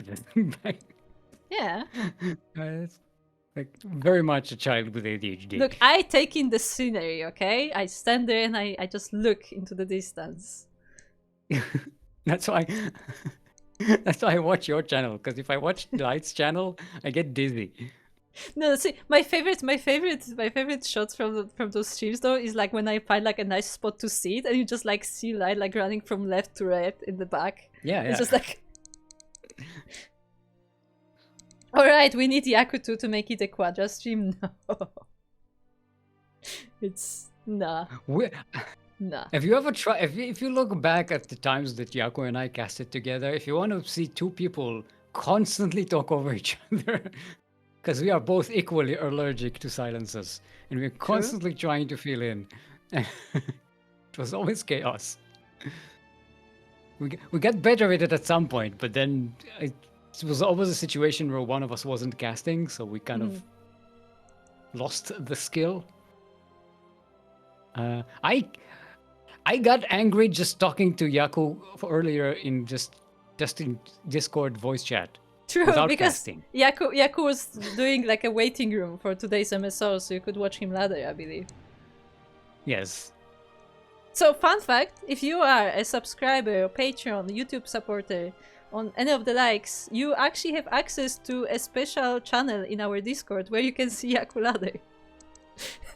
I don't know why he decided to ladder in the channel, but that is available to you. No, he regretted it because it made him lose the game. Oh, because he forgot to make tanks and Vikings and everything. But he does that fairly like regularly, like not maybe not every week, but he does often hang out in that channel. So if you want to check that out, that is available. That is our entertainment for the week. Yes. And with that, I believe that is all for today. And yeah, well, we will be chilling until tomorrow. Again, tomorrow's Sparking Tuna Cup. Don't forget to sign up if you want to play. And we will see you then. Bye. Be good and prosper. Goodbye.